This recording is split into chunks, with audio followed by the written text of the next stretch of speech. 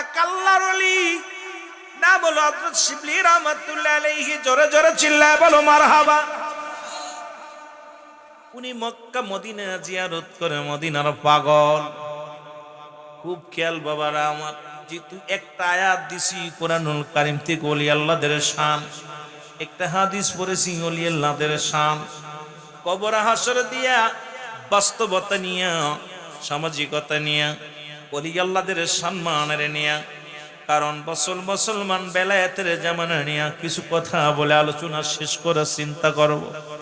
এই আল্লাহর ওলি শিবলি রাহমাতুল্লাহ উনি মাজারে যাইয়া, দরবার শরীফে যাইয়া, মদিনা শরীফে যাইয়া রাসূলুল্লাহর রওজা জিয়ারত করে। আর একজন আশেক পাগল, উনি প্রতিনিয়ত 5 ওয়াক্ত সালাত আদায় করে।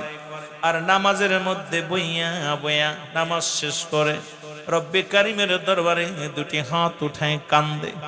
ছেলেকে নিয়ে প্রতিনিয়ত মসজিদে যায়, 5 ওয়াক্ত নামাজের কলিজার টুকরা সন্তানকে নিয়ে মসজিদে নামাজের জন্য যায়। সব মুসল্লি যখন মসজিদ থেকে বাইর হয়ে যায়, মুসল্লি যায় নামাজের মধ্যে বয়া বয়া কান্দে, বয়া বয়া চোখের পানি সেরে সেরে কান্দে। এই কান্না দেখিয়া ছেলে ডাকতে বলে, আব্বু মুসল্লিরা বাইর হয়ে গেল, জনগণ সবাই বাইর হয়ে গেল মসজিদ থেকে, ইমাম সাহেব মুয়াজ্জিম সাহেব বাইর হয়ে গেল, আপনি মসজিদের মধ্যে বইয়া বইয়া কেন কান্দেন? বাবা সন্তানের কথা হই না, চোখের পানি ছেড়ে ডাকতে বলে, বাজান রে, আমি গরিব মানুষ, দিন মজুরি মানুষ, মন চায় একবার যদি পারতাম মদিনায় যাইতে। আজকে কত হাজি বাড়ির দিকে রওনা দিছে মক্কা মদিনা হজ করে। লাব্বাইক ইয়া রাসূলুল্লাহ, লাব্বাইক ইয়া হাবিবাল্লাহ বলে রাসূলুল্লাহর রওজা জিয়ারত করে তারা দেশে আসতেছে। ও মুসলমান, হয়তো মতলবের জমিনে, সাতপুরের জমিনে কত হাজি গিয়েছে মক্কা মদিনা, আমার যাওয়া আপনার যাওয়া হয় নাই। আল্লাহ ওই হাজিদের সঙ্গে আমাদের তো কবুল করে নিও। জোরে বলেন মারা। বালক ডাকতে বলে, আব্বু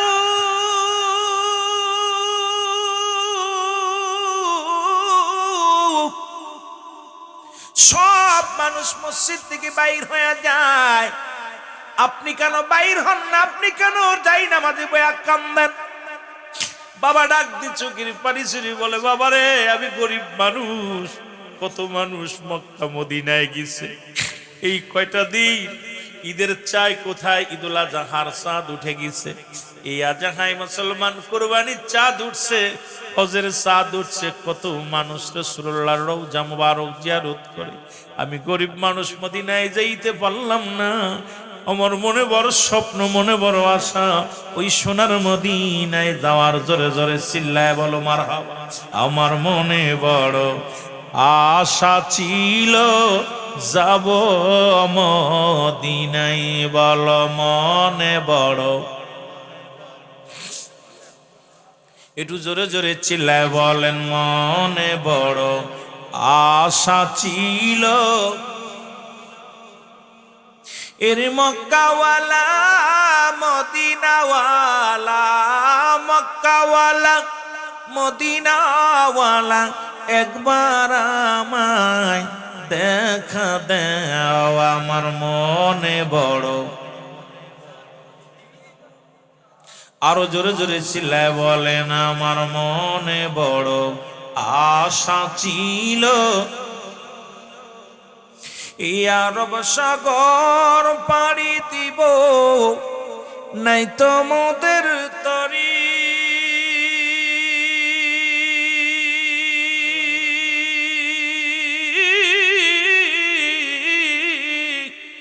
পাখা নাই তুড়ে যাব ডানাতে ভর করি, এই আশায় আছে সম্বল নাই আশা।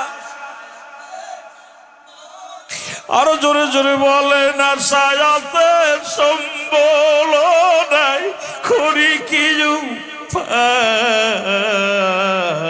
আমার মনে বড়। চোখের পানি ছেড়ে কান্দেন যেন আগামী বছর যেতে পারেন। আমার মনে বড় আশা ছিল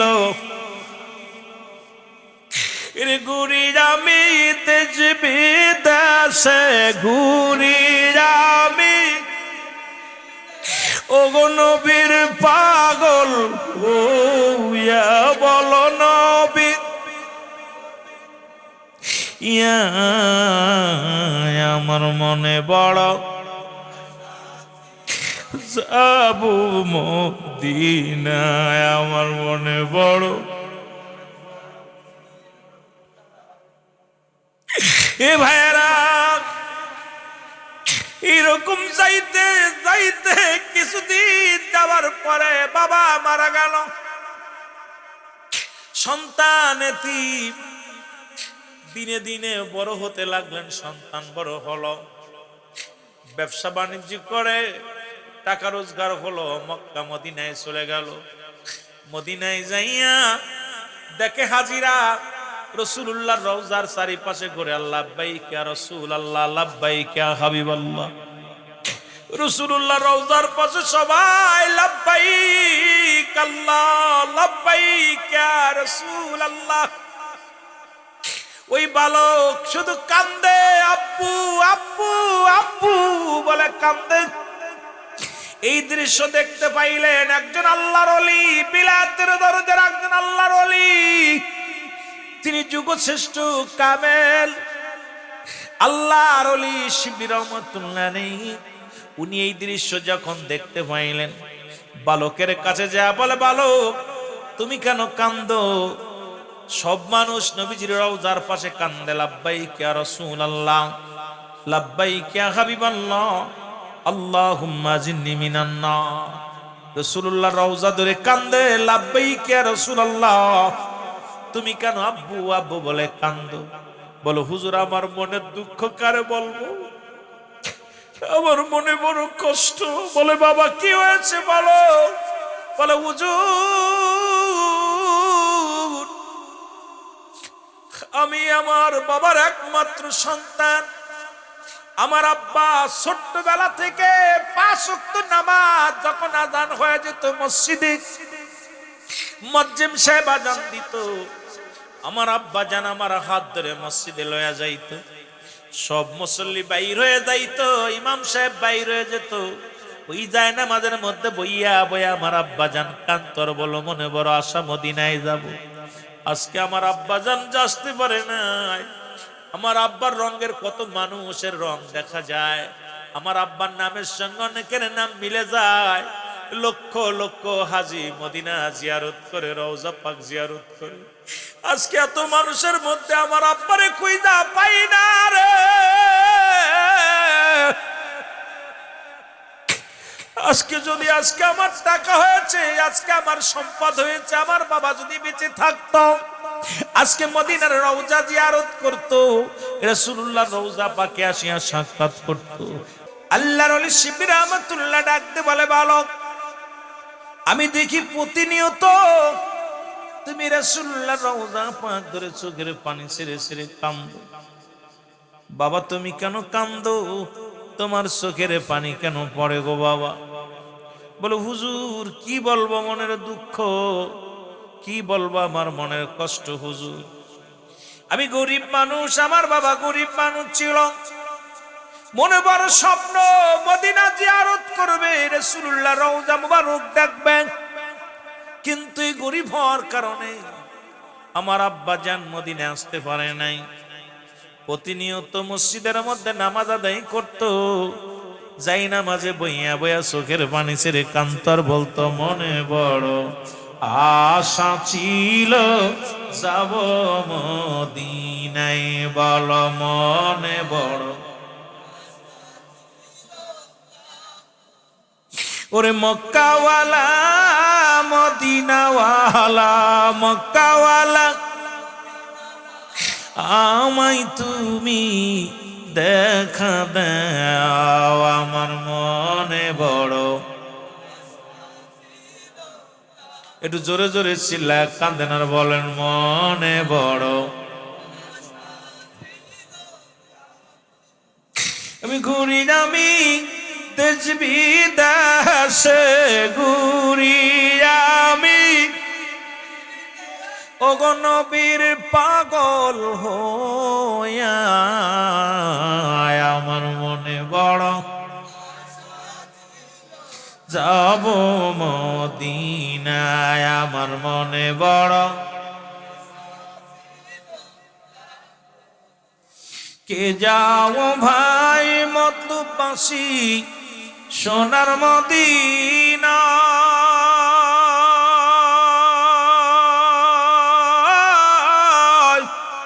এ মিসকিনের সালাম খানি দিও গো পৌঁছায়, এ গরিবের সালাম খানি দিও গো পৌঁছায়, আমার মনে বড় মদিনায়, আমার মনে বড়। এ ভাইরা আমার, বন্ধুরা আমার, আল্লাহর ওলি শিবির রহমাতুল্লাহ রাখতে বলে, বালক তুমি তোমার বাবার রঙের কত মানুষ দেখতে পাও, নামের সঙ্গে নাম মিলাইতে পাও, তুমি কি জানো না যারা রওজার পাশে ধরে কান্দ সেই নবীও ছিল এতিম, যে নবী মায়ের গর্ভে যখন 6 মাস মায়ের গর্ভে তার বাবা দুনিয়া থেকে বিদায়, যখন 6 বছর বয়স মা দুঃখিনী দুনিয়া থেকে বিদায় হয়ে গেছে। বাবা তুমি যার রওজার পাশে দাঁড়ায় দাঁড়ায় কান্দ, এই নবীও ছিল এতিম, আজকে তুমি কান্দো বাবার জন্য কান্দো, চোখের পানি মুছি ফেলো, বাবার জন্য দোয়া করো, বয়া বয়া দোয়া করো। এরে আল্লাহর ওলি শিবির রহমাতুল্লাহ যখন ডাকতে বলে, বলা পর ছেলে ডাকতে বলে, হুজুর আমার মনে কোনো দুঃখ নাই, মনে কোনো কষ্ট থাকবে না, যদি একবার দেখতে পাইতাম মদিনাওয়ালার রওজার সঙ্গে আমার বাবার কবরটা যোগাযোগ হয়ে গেছে, একবার যদি দেখতে পারতাম মদিনাওয়ালার সঙ্গে আমার বাবা জানের সাক্ষাৎ হয়েছে, কবরের সাক্ষাৎ হয়ে গেছে, আমার মনে আর কোনো দুঃখ থাকতো না, আমার মনে আর কোনো কষ্ট থাকতো না। আল্লাহর ওলি শিবির রহমাতুল্লাহ যুবক যারা আজকে আল্লাহর ওলি যেখানে আছে, আমি আগেই বলেছি আল্লাহ বলে আলা নামাজের আগে আলা নাই, হজের আগে আলা নাই, প্রাণ ভরে যায় যাদের চেহারার দিকে তাকাইলে মদিনাওয়ালার কিরান পাওয়া যায়, মদিনাওয়ালার প্রেম অন্তরের ভিতরে ঢুকে যায়। জোরে বলেন ঠিক কিনা, আরো জোরে বল, আরো জোরে বল। ওলি আল্লাহগণ দুনিয়া মুখাফেক কিনা, একমাত্র আল্লাহ মুখাফেক কি দুনিয়ার মুখাফেক কিনা। এই আল্লাহর ওলি শিবির রহমাতুল্লাহ 2 রাকাত নামাজ পড়ে এরকম দোয়া করে দিলেন, যেমন আপনাদের আল্লাহর ওলি মহান ওলি জানপুরি পীর সাহেব কেবলা এসে আপনাদেরকে নিয়ে যখন দোয়া করলেন, মুসলমান শুনে নাও, এই 6 শ্রেণী মানুষের দোয়া কবুল হয়, নবীগণ, ওলিগণ, গাউসগণ, কুতুবগণ, আলেমগণ, উলামাগণ। আজকে আল্লাহর ওলিগণ এখানে আসিয়া হাত উঠায় যখন দোয়া করলেন, আল্লাহর দরবারে গভীর মনোযোগ। এর আল্লাহর ওলি শিবির রহমাতুল্লাহ যখন হাত উঠায় রব্বি কারিমের দরবারে ডাক দিছে, আল্লাহ জীবনে আমি আমার জন্য কিছু চাই নাই, এই যুবকের চোখের পানি আমি সহ্য করতে পারি নাই। এমন একজন বাবা ভক্ত, এমন একজন বাবার প্রেমিক, মদিনার রওজায় ঘোরাঘুরি করে, মদিনার রওজা ঘোরাঘুরি করে। রব্বুল আলামিন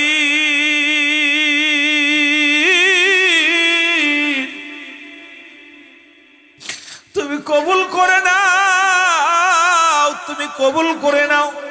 আল্লাহ বলে ডাক দিয়া যখন হাত উঠায় দেব, আল্লাহ জীবনে কত দোয়া করলাম, আল্লাহ আজকে আমার জন্য চাই না, আজকে চাই এই বালকের জন্য ওর বাবার সঙ্গে মদিনাওয়ালার যোগাযোগ করায়া দাও। জোরে জোরে বলেন মারহাবা। এরে মুসলমান, হাত উঠাইতে দেরি, দোয়া কবুল হতে দেরি নয়। বালক চোখের পানি মুছিয়া বলে, হুজুর আমার আর মনে কোনো দুঃখ নাই, এই মাত্র কে যেন আমার ডাক দে বললে, খামের মাধ্যমে আমি শুনতে পাইলাম, কে যেন ডাক দে বলো, বালক কার কান্দিস না, তোর বাবার সঙ্গে মদিনাওয়ালার দেখা হয়ে গেছে, সাক্ষাৎ হয়ে গেছে, আর চিন্তা নাই। জোরে জোরে চিল্লায় বলা যাবে না মারহাবা। আর একটু জোরে বল আল্লাহু আকবার। এরে ঘুরি আমি দেশ বিদেশে, ঘুরি আমি ও গো নবীর পাগল ও আমার মনে বড় আশা ছিল যাব মদিনা, বলো মনে বড়।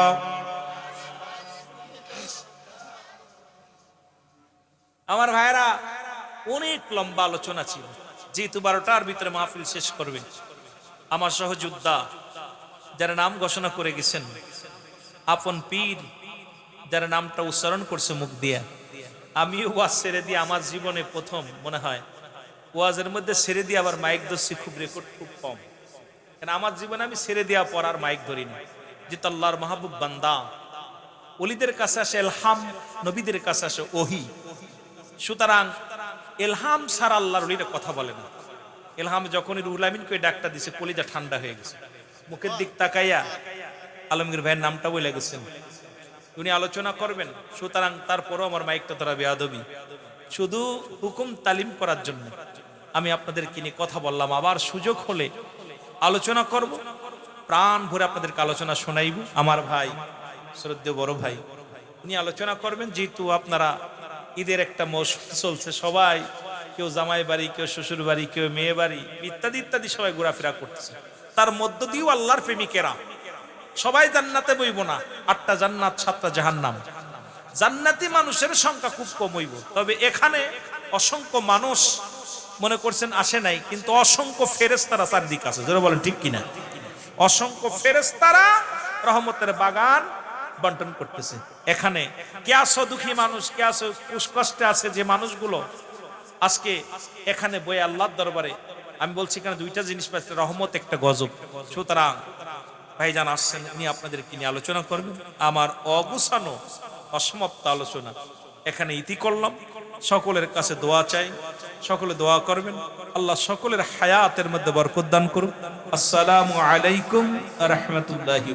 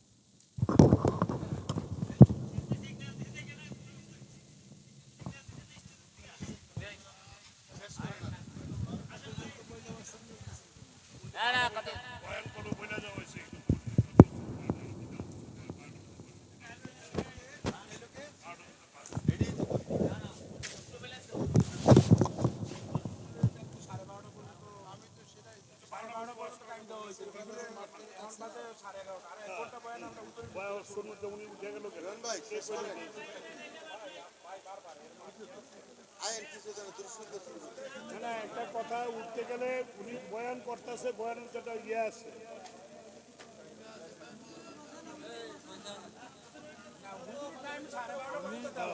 বলে দেবে না। ঠিক আছে, আমি কথা শুনি, আমার কথা শুনি। আমি পিছন থেকে সামনে এসে হুজুরের বয়ান শোনার জন্য আমার চোখে পানি আমি রাখতে পারবো। হাসিম ভাই কিন্তু হুজুরকে ঘুরে দেখেছি। আমি যাই না,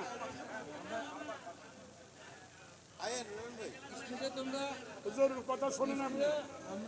আপনি তো আমাকে অনুরোধ রাখেন, পিছনে কথাই বলেন, আপনি ওয়াজ করেন, পিছনে কথা বলছেন।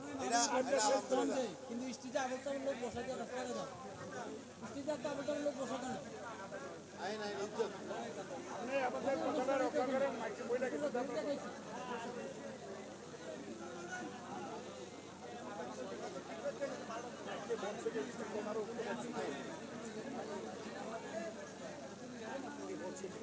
বলো না, আমি যাবো না বলছি,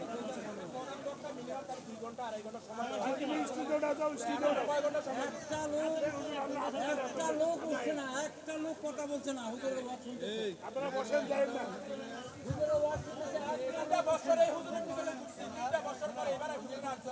আমরা তো একটা আত্মার শোনা গেছে না।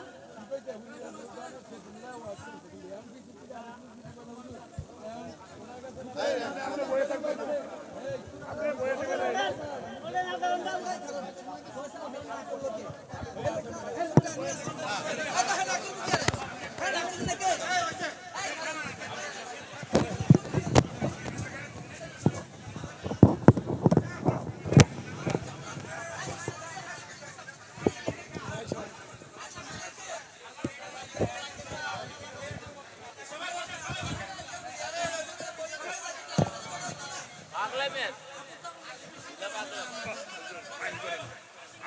ব্যস্ত আছি তো হিসেব কিতাব নিয়ে কমিটির লোকজন ব্যস্ত আছেন স্টেজে কত লোক বয়স কত লোক থাকবে তো কথা শুনলাম না আমি তো বইতে গেলাম ভাই আপনাদের বাজানা আমি তো আমার বংশ, আমি হুকুম ছাড়া তো আমি কিছু করতে পারি না। আপনি মাফ করেন, আপনি মাফ করতে পারেন তো আমরা সব কিছু মাফ করতে পারি আপনি মাফ করেন। হুজুর বসছে আপনাদেরকে যারা ধর্মপ্রাণ মুসলিম তারা ধীরস্থির ভাবে ওনার ওয়াজ শ্রবণ করবে, যার জন্য আসছেন ওয়াজ শুনুন। আপনার তো বইলে কিছু আলহামদুলিল্লাহ, আপনাদের কাছে অনুরোধ করি সবাই বসেন। বিশেষ করে ওয়াজটা কিন্তু আসলে ভাইজান ভিতর থেকে না আসলে কেউ করতে পারে না। বলার প্লেয়ার যখন মাঠে খেলতে চায়, আসলে যদি মাঠে খেলতে না পারলে হয় না, সম্ভব না। যারা বাজারে গেছেন এদিক সেদিক ঘুরাফেরা করতেছেন মেহরবানি করে আপনাদেরকে অনুরোধ করে আপনারা স্টেজে চলে আসুন, প্যান্ডেলে চলে আসুন। হুজুর স্টেজে বসে ওয়াজ করবে, কথা বলবে, আপনারা মেহরবানি করে শুনেন। আমরা অত্যন্ত পরিশ্রম করে ওনাকে আনছি, আমরাও তো মাঝখানে গ্যাপ করছি হুজুরের জন্য, যেহেতু হুজুর অসুস্থ চলে গেছে এটা আমাদের ভুল হয়েছে, কিন্তু বেয়াদিল হয়নি। কাজে ওনাকে রাখছে 12টা 12:30 ওয়াজ করবে কথাই বলে গেছি, তারপরে আপনারা উঠেন কেন? মেহরবানি করে আপনারা আসেন, বসেন। আমরা ওনাকে অনেক টেকনিক্যাল বিনিময়ে আনছি, কাজে ওনাকে পাইলে বহুদিন পর আজকে আইসে লোকজন হয় না, যা হয়েছে আজকে উনি ওয়াজ করবে। মেহরবানি করে এদিক সেদিক কাজ থেকে বাজার থেকে আপনারা চলে আসুন, আপনাদেরকে আমরা অনুরোধ করে চলে আসুন। ধন্যবাদ। এলাকার মানুষগুলো ভালো বসে আছে, ছাতক পাখির মতো একটা ওঠে নেই। জনগণের দুর্নাম দিয়ে লাভ নাই। আপনাদের ভাইয়েরা অনেক ভালো, কি ভাই, এক সবগুলো বসে আছে। না না, আপনাদেরকে অনেক ধন্যবাদ, অনেক বসে আছেন। আর ভাইয়াও বলছে 12টা পর্যন্ত, যেহেতু 12টা পর্যন্ত ভাইয়ের আরেকবার 12 ঘন্টা সময় দিতে হয়, তার দোষ নাই, সবই মিলে। সুতরাং টাইমের দিকে লক্ষ্য রাখা লাগে। সারা রাত নামাজ পড়লাম না, সারা রাত ওয়াজ শুনলাম। নাম ওয়াজ শোনা নফল ইবাদত, না শুনলে গুনাহ হইতো না, কিন্তু নামাজ ছেড়ে দেওয়া কবিরা গুনাহ। আমাদেরকে সব দিকে গুরুত্ব দিতে হবে। সবাই একটু মুহাব্বতে দুরূদ শরীফ পড়ুন, আল্লাহুম্মা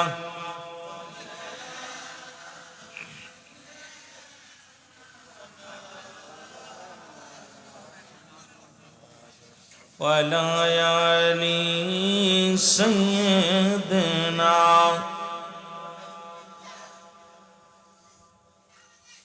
তুমি কেমন করে ঘুমাও মানুষ, ফজর করে কাজা, এমন তো হতে পারে জোহরে জানাজা তোমার, এমন তো হতে পারে জোহরে জানাজা। এই হলো আমার আপনার জিন্দেগি, ঠিক না? এ মুসলমান গভীর মনোযোগ, এক ওয়াক্ত নামাজ কাজা দিলে 80 পরিমাণ জাহান্নাম। যারা খুতবা পরিমাণ হলো 2,88,00,000 বছর। কত বছর? যারা বলেন কত বছর? 2,88,00,000 বছর। হুজুর আলোচনা করতে যা বললেন, ইচ্ছাকৃত নামাজ যে ব্যক্তি ছেড়ে দিল সে কাফের হয়ে গেল। শরিয়াত ছেড়ে দিলে কাফের, কোনো সন্দেহ নাই। আপনার আমার জীবন থেকে কত নামাজ ছুটে গেল। ও যুবক বাবারা আমার, যে কথাগুলো বলতেছিলাম আমি শুরুতে 3টা কথা দিয়ে আলোচনা শুরু করেছিলাম। 1 নাম্বার হলো মরণ, 2 নাম্বার কবর, 3 নাম্বার হলো কিয়ামতের ময়দান। মনে আছে? এটা 3টা বিপদ, বড় না ছোট? মরণটা কি ছোট না বড়? মরণ, এর মধ্যে কোনো সন্দেহ নাই। বলতেছিলাম মুফতি আমজাদ আলী সাহেবের কিতাবের কথা বলতেছিলাম, উনি নিজেই লেখতেন মানুষ যখন সাধারণ মৃত্যুবরণ করে, এই মানুষগুলো কঠিন কত যন্ত্রণাদায়ক মৃত্যু। সেই মৃত্যুটা যদি এত কঠিন হয়, 70টা উটের গায়ের চামড়া, উটগুলো জবাই করলে অনেক সময় নেয়, প্রাণীগুলো জবাই করলে মৃত্যুবরণ করতে সময় লাগে। দাঁড় করে জব করা হয়। গত পরশুদিন আপনারা দেখেছেন সৌদি আরবে, পাকিস্তানে উটগুলো জবাই হয়েছে। গাছে বান্ধিয়া উটগুলো জবাই করা হয়, তারপরও মরতে চায় না, ঘন্টা অনেক দাঁড়িয়ে থাকে। এই তাজা জীবিত উটের গায়ের চামড়া জোর করে টান দে সিরিয়া, লবণ আর মরিচ লাগায় দিলে যতটুক যন্ত্রণা হয়, এর চাইতে 70 গুণ যন্ত্রণা হলো একটা সাধারণ মৃত্যু।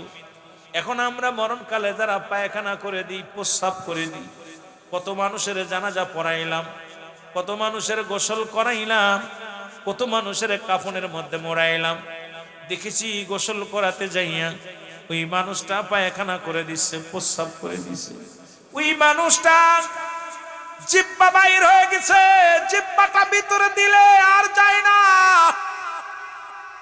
পা দুটি বেঁকা হয়ে গেছে, আঙ্গুল দুটি বেঁধে দিচ্ছে, সোজা হয় না।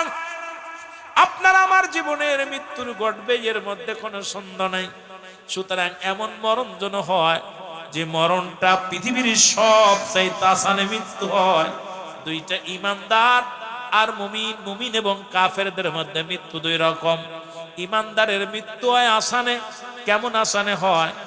যেমন মুসলমান আটা গুলায় খামির বানায়া, এই খামিরের মধ্যে যদি একটা চুল পড়ে, এই চুলটা যদি টান দেওয়া না, সে বাইর করবে, টানতে বাইর হয়ে যাবে। তদ্রুপ ইমানদারের মৃত্যুটা এইরকম হয় যেন এই মানুষটা কথা বলতে বলতে রব্বে কারিমের সঙ্গে সান্নিধ্য লাভ করে। ও মুসলমান শুনে নাও, এই মৃত্যুগুলো যদি এত কঠিন হয়, আর কঠিন ভয়ঙ্কর মৃত্যুটা কত কঠিন হয়, এইটা আমাদের চিন্তা করার দরকার আছে কিনা। এই চিন্তার ভয় ছিল একজন আল্লাহর মাহবুবের বান্দার মুরিদ। যেহেতু কথা দিয়েছে, যেহেতু পীর মুশরিকদের পীর মাশায়েখদের মজলিস, অনেক ওলি ভক্ত মানুষ, কয়েকটা বিষয়ের উপরে কথা বলার নিয়ত ছিল, যদিও সময় পাই না। এইরকম একজন হাসান বসরি রহমাতুল্লাহ আলাইহির এক মুরিদ, উনি ছিল এক মেয়ে মুরিদ, ভক্ত, পুরুষ ভক্ত, দুজনই ভক্ত ছিল। বায়াত গ্রহণ করলেন হাসান বসরি রহমাতুল্লাহ আলাইহির কাছে। বায়াত গ্রহণ করার পর একটা সন্তান আল্লাহ তাআলা লাভ করলেন, একটা সন্তান তার দুনিয়ার মধ্যে আগমন করলেন। হাসানের কদমে প্রতিনিয়ত আসা যাওয়া করতেন। আজকে যেমন হুজুর কেবলাকে পাইয়া আপনারা যারা মুরিদ আছেন ধন্য হয়েছেন, পদ্মুলি পায় এক নজর দেখিয়া, আল্লাহর ওলির মুখ মুবারক, চেহারা মুবারক দেখিয়া আপনার কলিজারা ঠান্ডা হয়েছে কি হয় নাই? জোরে বলেন, হয়েছে কি হয় নাই? এরা মুসলমান শুনে নাও, এই পৃথিবীর মধ্যে আতরের যেমন আতরালা ওই বাসনা বিক্রি করে, যদি কিনা না যায় তবু ঘিরান নাকে যা লাগে। আল্লাহর মাহবুব বান্দারা যে মজলিসের মধ্যে আসে, রহমত না চাইলেও তার কপালে রহমত জোরে জোরে বলা যাবে না মারহাবা। আর একটু জোরে, যেহেতু কথাগুলো বলেই তো শেষ করতে পারবো না। আমি তো অনেক জনপুরি রহমাতুল্লাহ, কেরামতি রহমাতুল্লাহ, জনপুরি কেরামতুল্লাহ শাহ রহমাতুল্লাহ আলাইহির জীবনী নিয়ে অনেক আলোচনাও করেছি। তার উত্তরসূরি, তার আওলাদ আজকের জমিনের মধ্যে আসছে, তাকে নিয়ে আলোচনা করলে ঘন্টার পর ঘন্টা আলোচনা করতে পারবো। কারণ আমি গুনাহগার, অনেক জীবনীদের জীবনী নিয়ে আলোচনা আমি করি, আল্লাহ আল্লাহদের জীবনী দেখি, তাদের জীবনী নিয়ে গবেষণা করি, ওলিদের জীবনী নিয়ে, ওলিদের মুসলমান জীবন দশায়, তাদের জীবন দশায় যে আমলগুলো করেছে, তাদের সাজদা শরীফ, তাদের ওজিফাগুলো, যখন আমলগুলো যখন দেখি, তখন চিন্তা করি, কোন মানুষ যদি হক্কানি ওলির এই মুসলমান এই যে আমলগুলো, যে নসিহতগুলো বর্ণনা করে, যদি কোনো ব্যক্তি আমল করতে পারে, সে আউলিয়ার দপ্তরে পৌঁছে যেতে পারে। জোরে জোরে বলেন ঠিক কিনা? আর একটু জোরে জোরে চিল্লায় বলা যাবেন আল্লাহু আকবার। হাসান বসরি রহমাতুল্লাহ আলাইহির দরবারে উনি যা করতেন, স্বামী মারা গেল, একটা ছেলে রেখে, এক পুলা যার হয়, অধিকাংশ সন্তানই বেশিরভাগ নষ্ট হয়ে যায়। রাগ করবেন না বাবা, অতি আদরে বাদর হয় আমাদের মাগুরার ভাষা, আদরে বাদর হয়ে গেছে। আসলে বাবা দেখা যায় মায়ও কিছু বলে না, বাবাও কিছু বলে না, সন্তান একটা মাত্র চিন্তা করে বাবাই কিছু যদি হয়। হাসান বসরির মুরিদ একটা সন্তান রেখে যখন মারা গেলেন, আর মা কিন্তু ছেলেদের সঙ্গে পেরে ওঠা খুব কষ্টকর হয়ে যায়। উনি প্রতিনিয়ত আসা যাওয়া করে, আল্লাহর ওলির দপ্তরে উরুস শরীফ করে, আল্লাহর ওলির দপ্তরে আসা যাওয়া করে, মুরাকাবা মুশাহাদা করে।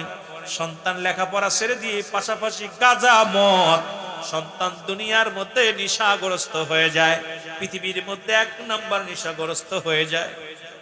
আল্লাহর ওলির কদমে যায় নালিশ দাস, জানালি তা হুজুর, আল্লাহ রাব্বুল আমিন আপনার দোয়ার আশীর্বাদে আল্লাহ আমাদের একটা ছেলে সন্তান দিয়েছিল। এই ছেলেটা তার বাবা মরে যাওয়ার পর ছেলে যে এখন হিরণ শিখর, ছেলেটা এখন ইয়াবাখর, ছেলেটা এখন মাতাল ছেলে হয়ে গেছে। হুজুর আপনার কাছে আসাও দেখতে পারে না, ওলি আল্লাহদের নামও শুনতে পারে না, ওলি আল্লাহ পীর মাশায়েখের নাম শুনতে পারে না। আমি দুঃখিনী মা, আমি আপনার কাছে আসি এটাও মানতে পারে না। ছেলে নিশা করে পড়ে থাকে, আপনি দোয়া করেন, আল্লাহর দরবারে দোয়া করেন। হাসান বসরি রহমাতুল্লাহ আলাইহি ডাকতে বলে, মা তুমি আমার কাছে দোয়া চাও, আমি দোয়া করি কবুল হয় না। ও মা শুনে নাও, শুনে নাও, তোমার এই ছেলের কপাল খারাপ, তুমি তাকে নিয়ে আসো, আমার কদমে নিয়ে আসো। কারণ পৃথিবীর মধ্যে আমার কদমের মধ্যে তুমি নিয়ে আসো, দেখবো তারে তালিম দিয়া, তাকে দুনিয়ার মধ্যে আমল দিয়া যদি সরল সঠিক পথে আনতে পারি তাহলে তো ভালো গো মা। তবে একটা মাত্র দাবি, তোমার কলিজার টুকরা সন্তানে আমার কদমের মধ্যে নিয়ে আসো। জোরে জোরে চিল্লায় বলো মারহাবা। ছেলেকে মা যায় বলে, বাবা আমার পীর কেবলা তোমাকে নিয়ে যেতে বলেছে। ছেলে রাজি হয় না, ছেলে মাতাল, এরকম নিশা করিয়া অসুস্থ হয়ে গেলেন, লিভার ক্যান্সার, ব্লাড ক্যান্সার, পছন্দ হলো, হঠাৎ অসুস্থ হয়ে গেল। মা তো দুঃখিনী মা, হাসান বসরি রহমাতুল্লাহ আলাইহির কদমের মধ্যে যায় বলো, হুজুর একমাত্র সন্তান আপনার কদমের মধ্যে আমি আনতে পারি নাই হুজুর। হুজুর গো আপনি দোয়া করেন আমার ছেলেটা যেন আপনার কদমের মধ্যে আনতে পারি। আজ কিছুদিন যাবৎ বিছনায় পড়ে গেছে, অসুস্থ হয়ে জমিনের মধ্যে পড়ে আছে। হুজুর আপনার কাছে একটা ফরিয়াদ, আপনি আল্লাহর কাছে ফরিয়াদ করেন আমার সন্তান যেন ঈমান ও আমল করে দুনিয়া থেকে বিদায় নেয়। ঈমান না নিয়ে যদি কবরে যায় তাহলে আমার সন্তান জাহান্নামী হয়ে যাবে। কিয়ামতের ময়দানে আমি কি জবাব দিব রব্বে কারীমের দরবারে? আল্লাহ যখন জিগাইবে, ও মা যখন জিগাইবে, নারী আমি তোমাকে একটা সন্তান আমানত দিয়েছিলাম, খেয়ানত করেছো, কি জবাব দিব? সুতরাং আপনি এমন দোয়া করেন যে দোয়ার খাতিরে আমার সন্তান যেন কালেমা নসিব হয়, আমার সন্তান যেন হেদায়েতের মধ্যে আসে, আমার সন্তান যেন এই দুনিয়ার মধ্যে আল্লাহ ওয়ালা হয়ে যায়। জোরে জোরে বলো আল্লাহ। হাসান বসরি রাগান্বিত হয়ে বললেন, মা তোমার এই কুসন্তানের নাম আমার সামনে আনবা না, তোমার এই ডাকাত সন্তান, মস্তান সন্তান, এই সন্তানের নাম আমার সামনে বলবা না। এই সন্তান নামে কোনো অভিযোগ আমি নালিশ নিব না। এবার বাড়ি গেলেন, বাড়ি যায় মা জননী বসে আছে, সন্তান তাকায় দেখে মার মনটা বড় ভারী। ডাকতে বলে, মা ও মা তুমি কোথায় গিয়েছিলা? ডাকতে বলে, বাবা রে আমি গিয়েছিলাম হাসান বসরি রহমাতুল্লাহ আলাইহির কদমে। ডাকতে বলে, মা ও মা তোমার এক অনুরোধ করি, আমারে লয়া চলো গো হাসান বসরি রহমাতুল্লাহ আলাইহির কদমের মধ্যে চলো, না জানি আমি মারা যাই। ও মা যদি ঈমান না নিয়ে যদি মারা যায় জাহান্নামী হয়ে যাব, আমাকে লয়ে চল আল্লাহর ওলির কদমের ভিতরে। কই বাবারে তোরে কেমনে নিব, তোকে তো নিতে পারবো না, গাড়িও নাই, তোকে কাঁধে করে নেওয়ার শক্তিও আমার নাই, এই জমিনের মধ্যে হেঁটে হেঁটে কেমনে যাব, যার মতো কোনো সাধ্য নাই, কেমনে তোরে নিব? দেখি হুজুরের কদমের মধ্যে যাই, হুজুর যদি আসতে চায় আমার বাড়িতে তাহলে হুজুরকে নিয়ে আসবো। এক দড়ি সরে গেলেন মা জননী, হুজুরের কদমে যায়, ডাকতে বলে, হুজুর এ আল্লাহর ওলি হাসান বসরি রহমাতুল্লাহ আলাইহি, আমি আপনার কদমের মধ্যে আসি, আমার কলিজার টুকরা সন্তান কালেমা পড়তে চায়, আপনার কাছে বায়াত গ্রহণ করতে চায়, আপনার সিয়ার মোবারক দেখতে চান। আপনি যদি একটু দয়া করে আমার পদদুলিটা দিতেন কতই না খুশি হতাম। আপনি একটু দয়া করে আমার বাড়িতে চলেন।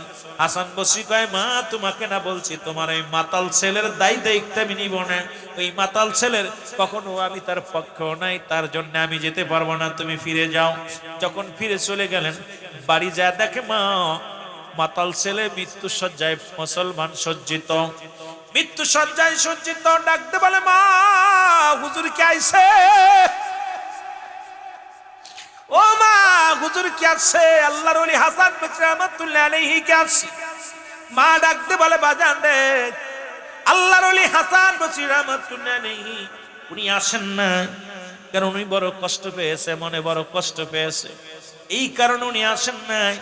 সুতরাং বাবারে, তোমার কপালে বুঝি আর কালেমা জুটবো না, তওবা জুটবো না, কারণ তুমি জীবন থাকতে ভালো থাকতে গেলে না, এখন সময় ফুরিয়ে গেছে, আর আসার সম্ভাবনা নয়। ছেলে ডাক দেখায়, মা গো, তোমার কাছে দুইটা দাবি। একটা দাবি গো মা, আমি তো নিশ্চিত মারা যাব গো মা, আমি তো মারা যাব। মারা যাওয়ার আগে দুইটা দাবি। এক নম্বর দাবি, পৃথিবীর কোন গোরস্থানে আমার লাশটা দাফন দিবা না, কারণ আমি পাপী মানুষ, যদি মারা যায় ওই মানুষটার যখন কবরটা কোন গোরস্থানে দেয়া হবে, আশপাশে যত কবর থাকবে আমার আযাবের জন্য তাদেরও কষ্ট হবে। আমার মতো মাতাল ওই জমিনের মধ্যে ঘুমাইব, আমার কবরে বড় ভয়ঙ্কর আযাব হবে, আশপাশে যারা শুয়ে থাকবে তাদের কষ্ট হবে, তাদের কষ্ট দিবা না, এই জন্য দুনিয়ার কোন গোরস্থানে আমার লাশটা শোয়াইবা না। 2 নাম্বার, মাগো,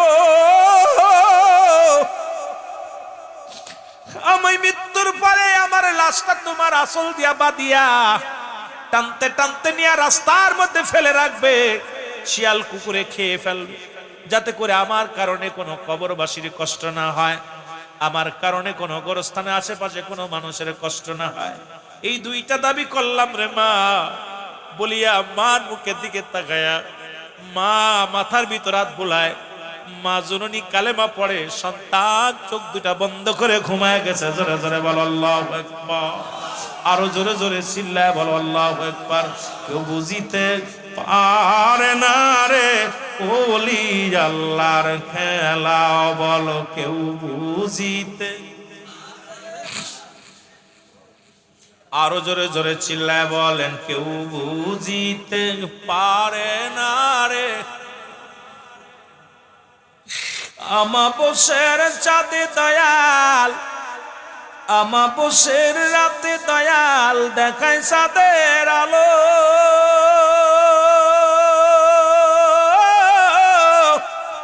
ওরে যাই নামাজে ভর করিয়া শাহজালাল, সুরমা নদী পাড়ি দিল রে শাহজালাল, নদী পাড়ি দিল। বলে ঠিক কিনা? আরো জোরে। ক্ষমতা দিছে কে? ওই যে বললাম আলা, একটা আয়াতের আলোচনা করলে রাত শেষ, হাদিসের কথায় তার যাইতেই পারবে। সাবধান, নবীদের শান, ওলিদের শান সামান্য 2-4 ঘন্টা বলে শেষ করতে পারবো না। সাবধান করছে, এত পার কে দিছে? মালিক কে? সাবধান। এই জন্য হজের আগে আলা নাই, হজের আগে আলা নাই, যাকাতের আগে আলা নাই, নামাজের আগে আলা নাই। আল্লাহ ব্যবহার করছে ওলিদের বিষয়। আল্লাহর কিছু খাস বান্দা আছে, মাহবুব বান্দা আছে, যাদের প্রেম আনাল হক মনসুর হাল্লাজের মতো। এই সাধারণ মানুষ বুঝতো না, সাধারণ এই 2 পায়া মানুষ পশু চাইতে একদম নগণ্য হয়ে গেছে। এই মানুষগুলো এত সহজ না পীর মুরিদি করা, এত সহজ না ওলি আল্লাহর কদম পাওয়া, এত সহজ না নবীর ইশকে দেওয়ানা হওয়া। এই জগতে যাইতে হলে সাধনা করতে হয়, রিয়াজ করতে হয়, সাধনা করতে করতে ভজন করতে করতে তারপরে পাওয়া যায়। এই জগৎটা বাজান রে, এই বাহ্যিক সুরত দিয়া বাজিতে এই মানুষের নফসটাকে কমাইটাকে, মানবদের বামদের নিচে আছে একটা হাড়, হাড়ের নিচে একটা গোস্ত, আরবিতে বলে কালব, ইংলিশে বলে হার্ট, বাংলায় বলে হৃৎপিণ্ড। এটা যাদের পবিত্র, সমস্ত দেহ রাজ্য পবিত্র, এইটারে পবিত্রই বানাতে পারি নাই। জোরে বলেন ঠিক কিনা? আর নফসে আমরা গুনাহ করেই যাচ্ছি। জোরে বলেন ঠিক কিনা? আরো জোরে, আরো জোরে। এই রে গুনার জগতে পড়তেছি। জোরে বলেন ঠিক কিনা? 30 বছরে যারো জ্ঞানা কি পটে না, আবার 6 মাসের কালের আবার পাই যে 16 আনারে দয়াল, পাই যে 16 আন। দয়াল যারে ইচ্ছা তারে দিয়া মিলাই প্রেমেরি মেলা, দয়াল যারে ইচ্ছা। একটু জোরে বলেন না, দয়াল যারে ইচ্ছা তারে দিয়া মিলাই প্রেমেরি মেলা। কেউ বুঝিতে পারে না রে পীর মুর্শিদের খেলা, বলো কেউ বুঝিতে পারে না রে আল্লাহ তাআলার। ঠিক কি না? বোঝা যায়? আরো জোরে বলেন, আরো জোরে। আবার জোর করিয়া বুঝতে গেলে তার ঘটবে মরণ জ্বালা। হায় হায় জোর করিয়া বুঝতে গেলে তার ঘটে মরণ জ্বালা। কেউ বুঝিতে, একটু মহব্বতে জোরে বলেন না, কেউ বুঝিতে পারে না রে ওলি আল্লাহর খেলা। বলেন কেউ বুঝি।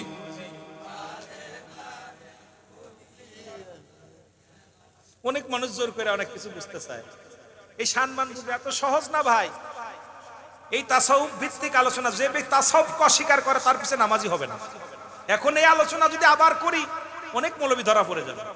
তাসাউফ ভিত্তিক আলেম আমার দেশে অসংখ্য আলেমের অভাব। তাসাউফ অস্বীকার করে। আজকে যারা ইমাম আছে অধিকাংশ ইমামই তাসাউফ মানেই না, তাসাউফকে এটা বোঝেই না। যারা বলেন ঠিক কিনা? এ আমার ভাইরা, আমার বন্ধুরা, আমার যে কথাগুলো বলে, সন্তান মারা গেল, হাসান বসরি জোহরের নামাজ আদায় করে যাই নামাজের পরে উনি রাসূলের উপরে দুরূদ শরীফ না পড়ে কোন ওয়াক্তে উনি মাকবুসনায় পিঠ লাগাইতেন না। হাসান বসরি একটা খাসলাত ছিল, একটা মুসলমান অভ্যাস ছিল, যেটা যখনই উনি বিছনায় সজ্জিত তো 11 বার 10 বার 20 বার যে কয়বার পারতেন, মদিনাওয়ালার উপরে দুরূদ না পাঠাইয়া উনি বিছনায় কাত হতেন না। যখন দুরূদ শরীফ পড়িয়া মাথা তলে হাতটা মোবারক দিয়া যখন একটু কাত হয়ে শুয়ে পড়ছে, চক্ষু দুটা বন্ধ হয়ে গেছে, ইলহামের মাধ্যমে আল্লাহ জানিয়ে দেয়, হাসান রে আর দেরি করো না, কারণ জনম দুঃখিনী মা সন্তানের জন্য তোমার দরবারে এসেছিল, তুমি ফিরাইয়া দিছো। ও হাসান, তুমি যাও, ওই মাতাল ছেলেকে তুমি নিজেই গোসল করাবা, নিজাতে গোসল করাবা, নিজাতে তুমি কি করবা, তাকে জানাজা পড়াইবা, এরপরে তুমি কি করাই, কাফন পরাইবা, দাফন করাইবা, সমস্ত দায়িত্ব রে হাসান তোমাকে দেওয়া হলো। কারণ তুমি জানো না ওরে হাসান, জনম দুঃখিনী মা যখন সন্তানের জন্য উকলাতি করেছে, সন্তান যখন তোমার প্রতি রুজু হয়েছে, যখন তোমার কথা মুগ্ধোচ্চারণ করেছে, আমি রব্বুল আলামিন ওই মাতাল সন্তানকে সব পাপ মাফ করে দিয়ে ওই সন্তানের জবান দিয়ে কালেমা পড়াইছি। আর কালেমা পড়াইয়া ওই মায়ের খাতিরে, হক্কানিয়াল তোমার খাতিরে, কারণ তোমার দরবারে তার মা বাবা সাজা করত, তুমি আমার বন্ধু, আল্লাহর বন্ধু, প্যারা হাবিব, শোনো, তোমার কারণে ওই মাতাল সন্তানকে আমি ইমানি হালাতে মৃত্যু দিছি, সুতরাং সে জান্নাতি। যাও, দেরি করো না, সাইয়া তুমি মাতালের জানাজায় শরীক হয়ে যাও, তুমি নামাজ আদায় করো, জনম দুঃখিনী মাকে তুমি সান্ত্বনা দাও। জোরে জোরে চিল্লা বলা যাবে না মারহাবা। আর একটু জোরে বলেন।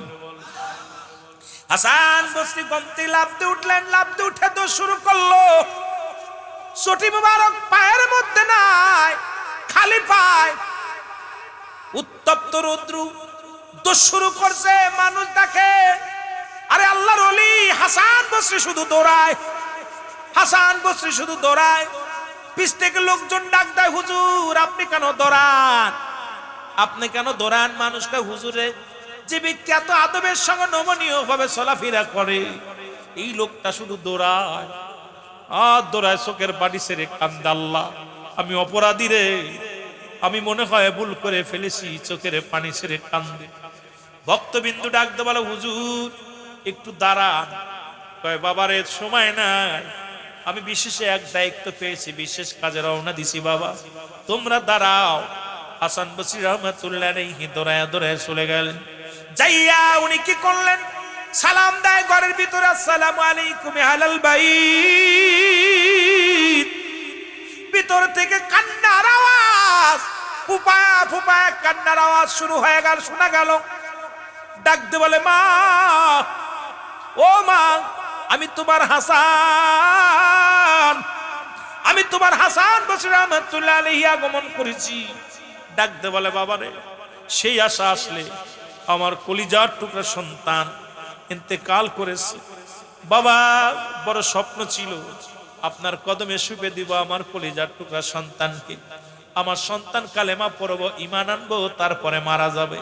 কিন্তু বাবা আপনি আইলেন না, মরণের আগে আমার ছেলে ডাকতে বলে গেছে, এই আমার কাছে ওসিয়াত করে গেছে, ডাকতে বলে মা, মা গো, আমি তোমার ডাকে আসি নাই, পৃথিবীর তোমার ডাকে আসি নাই, আমার রব্বে কারিম আমারে পাঠায়া দিছে। মা গো শুনে নাও, শুনে নাও, তুমি এমন ভাগ্যবান সন্তান জন্ম দিছো দুনিয়ার মধ্যে, দুনিয়ার মধ্যে এমন মা পেয়েছে সন্তান, একজন মাদক সেবনকারী মা, একজন মস্তানি, একজন মস্তানের মা, তুমি এমন আল্লাহওয়ালা, তুমি এমন এক ধার্মিক মা, তোমার ছেলের ভাগ্য কপাল ভালো, ভাগ্যবান ছেলে। তোমার ছেলে পৃথিবীর মধ্যে মানি হালাতে মৃত্যুবরণ করেছে, রব্বুল আলামিন আমাকে হুকুম দিছে তোমার ছেলের জানাজা পর গোসল করাইবো আমি, তোমার ছেলের জানাজার নামাজ পড়াইবো আমি, কাফন দাফন করাইবো আমি, এই দায়িত্ব রব্বে কারিম আমাকে দিয়েছে। সুতরাং আমি এসেছি, কান্দ চোখের পানি মুছে ফেলো গো মা। মা হাউমাউ করে কান্দে। হাসান বসরি রাহমাতুল্লাহ আলাইহি বলে, বাবা ও মা শোনো, এটা আল্লাহর ওলিদের খাতিরে রব্বে কারিম, রব্বে কারিম তোমাকে এত পছন্দ করেছে শুধু আল্লাহর ওলিদের মজলিসে আসার কারণে। এই মজলিসের মধ্যে তুমি কষ্ট করে যাইতে, তোমার আহলে বায়াতের জন্য দোয়া করতে, তোমার সন্তানের জন্য দোয়া করতে, সেই দোয়া আমার আল্লাহ কবুল করেছে। তোমার দোয়ার খাতিরে আজকে তোমার গর্ভের সন্তান এই দুনিয়ার মধ্যে মাতাল হয়েছিল, বড় হয়ে সেই মাতাল সন্তানকে ওলির খাতিরে রব্বুল আলামিন তওবা পড়ায়া মৃত্যু দান করেছে। জোরে বলেন মারহাবা। আর একটু জোরে বলেন। এই ওলিদের মজলিসে থাকলে লাভ না লস? আরো জোরে বলেন লাভ না লস? এই যে আজকে আসছে আমাদের মাঝে, আমরা দেখলাম লাভ না লস? আজকে ওলিদের কাছে থাকলেই লাভ মুসলমান। এই জন্য কথাটা আমি বুঝাইতে যাইয়া, অনেক কথা ছিল, এই কথাগুলো বুঝাইতে যাইয়া সংক্ষিপ্ত আকারে একটা কথা বললাম। অসংখ্য মাতাল, অসংখ্য দুষ্ট মানুষগুলো ওলিদের কদমে যে সোনার মানুষ হয়ে গেছে, আর অনেক সোনার টুকরা স্কুল কলেজে লেখাপড়া করে সন্তান সাদাবাজ মস্তান হয়েছে। জোরে জোরে চিল্লায় বলেন ঠিক কিনা? আর অনেক সাদাবাজ আল্লাহওয়ালা হয়ে গেছে। জোরে বলেন ঠিক কিনা? আর একটু জোরে বলেন ঠিক কিনা? সুতরাং আমি আপনাদেরকে বলবো, এই আল্লাহর ওলিদের চরণে থাকলে, শেখ সাদি উনি একটা কথা বলেন, সৎসঙ্গে সর্ববাস, অসৎসঙ্গে সর্বনাশ। এমন সঙ্গ ধরো কোন সাদিকিন, সত্যবাদী আল্লাহওয়ালাদের সঙ্গ ধরো। এই সঙ্গ যদি ধরতে পারো, দুনিয়া আখিরাত দুইটাই লাভবান হবা। জোরে বলেন ঠিক কিনা? আর একটু জোরে জোরে চিল্লায়া বলেন মারহাবা। মহব্বতের সঙ্গে দুরূদ শরীফ পড়েন আল্লাহুম্মা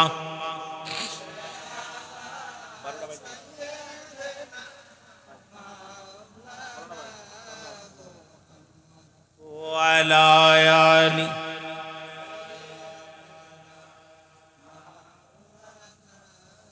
আরো জোরে বলেন আল্লাহুম্মা।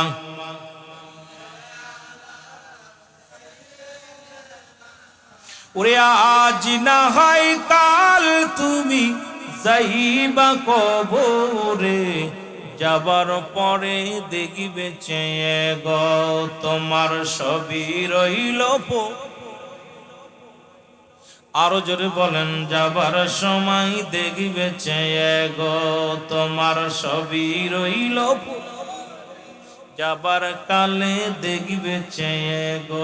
বলো আজ না হয় কাল তুমি, আজ না হয় যাইবা কবরে, যাবার বেলায় দেখিবে চেয়ে গো তোমার সবই রইল।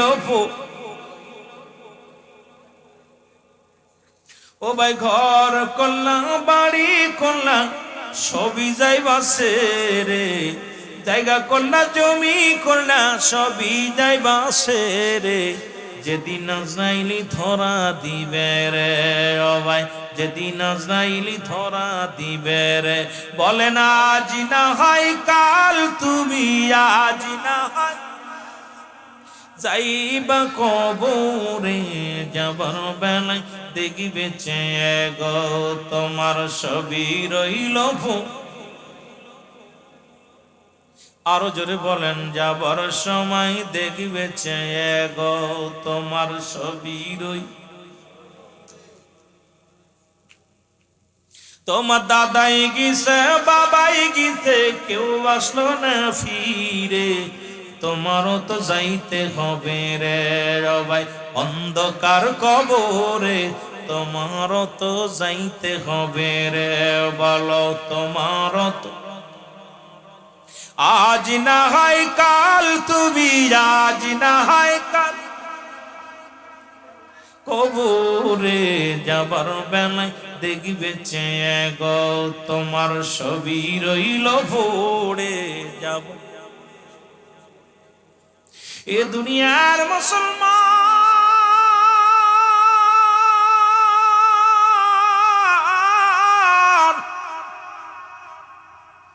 বলতেছিলাম এই তিনটা বিষয়ের উপরে একটা আলোচনা করে আসি।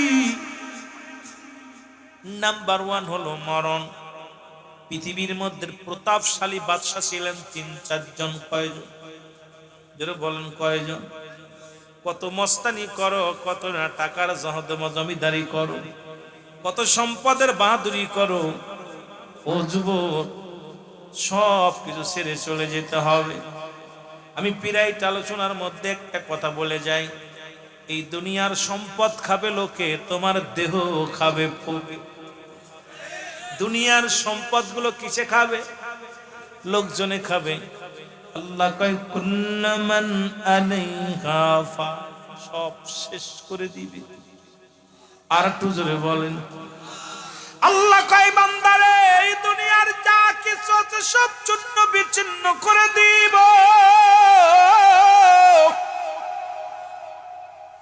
এই দুনিয়ার মধ্যে মাটিগুলো পুড়ে তামা হয়ে যাবে। কত মাটি ফাঁকি দিলা, কত মানুষকে ঠগাইলা, ভাই হয়ে বাইরে ঠগাইলা, ভাই হয়ে বোনরে ঠগাইলা, বাবা হয়ে সন্তানের ঠগাইলা, ইতিমের মাল বক্ষণ করলা, কত সম্পদ গুলো, কত মানুষের জীবনটা তুমি কেড়ে নিলা। আজকে দুনিয়ার মধ্যে কত বায়তুল মালের মাল চুরি করলা, কত রাজত্বের মাল চুরি করলা, এমপি হইয়া মন্ত্রী হইয়া দুর্নীতি করে টাকা কামাইলা, দুর্নীতি করিয়া গরিবের হক নষ্ট করলা, গরিবের চাউলগুলো খাইলা, তেলগুলো মারে খাইলা, সমাজের মধ্যে মেম্বার চেয়ারম্যান হইয়া কত না দুর্নীতি করিয়া জীবনটা গড়লা। মনে রাখো মস্তান, মনে রাখো নেতা, পৃথিবীর সব সম্পদ তোমার ভাগাভাগি করে নিবে, তোমার পাপের ভাগটা কেউ নিবে না। তুমি যে দুর্নীতি করলা, এই দুর্নীতির ভাগ তোমার ছেলে নিবে না। তুমি দুর্নীতি করলা, এই ভাগটা তোমার মেয়ে নিবে না। দুর্নীতির ভাগ করলা, তোমার ভাই নিবে না, বন্ধু নিবে না। যত অন্যায় পথে উপার্জন করলাম, সম্পদের ভাগটা ঠিকই নেবে, বিবি নেবে, ভাই নেবে, বন্ধু নেবে। কিন্তু পাপরাজ্য হইয়া পাপরাজ্যের মধ্যে ঢুইকা দুনিয়ার সম্পদ কামাইলা, এই সম্পদ নিবে, কিন্তু পাপের ভাগটা কেউ নিবে না। জোরে জোরে চিল্লায়া বলা যাবে না। এ আমার ভাইয়েরা, আমার বন্ধুরা, আমার যে কথাগুলো বলি খুব খেয়াল করো। ও যুবক, 4 জন ব্যক্তি প্রতাপশালী বাদশা ছিল। মুসলমানদের মধ্যে 2 জন, কাফেরদের মধ্যে 2 জন। মুসলমানদের মধ্যে 2 জন, একজনের নাম হলো বাদশা সুলাইমান। আর একটু জন, পয়গম্বর সুলাইমান, ইনি ছিলেন যুবক।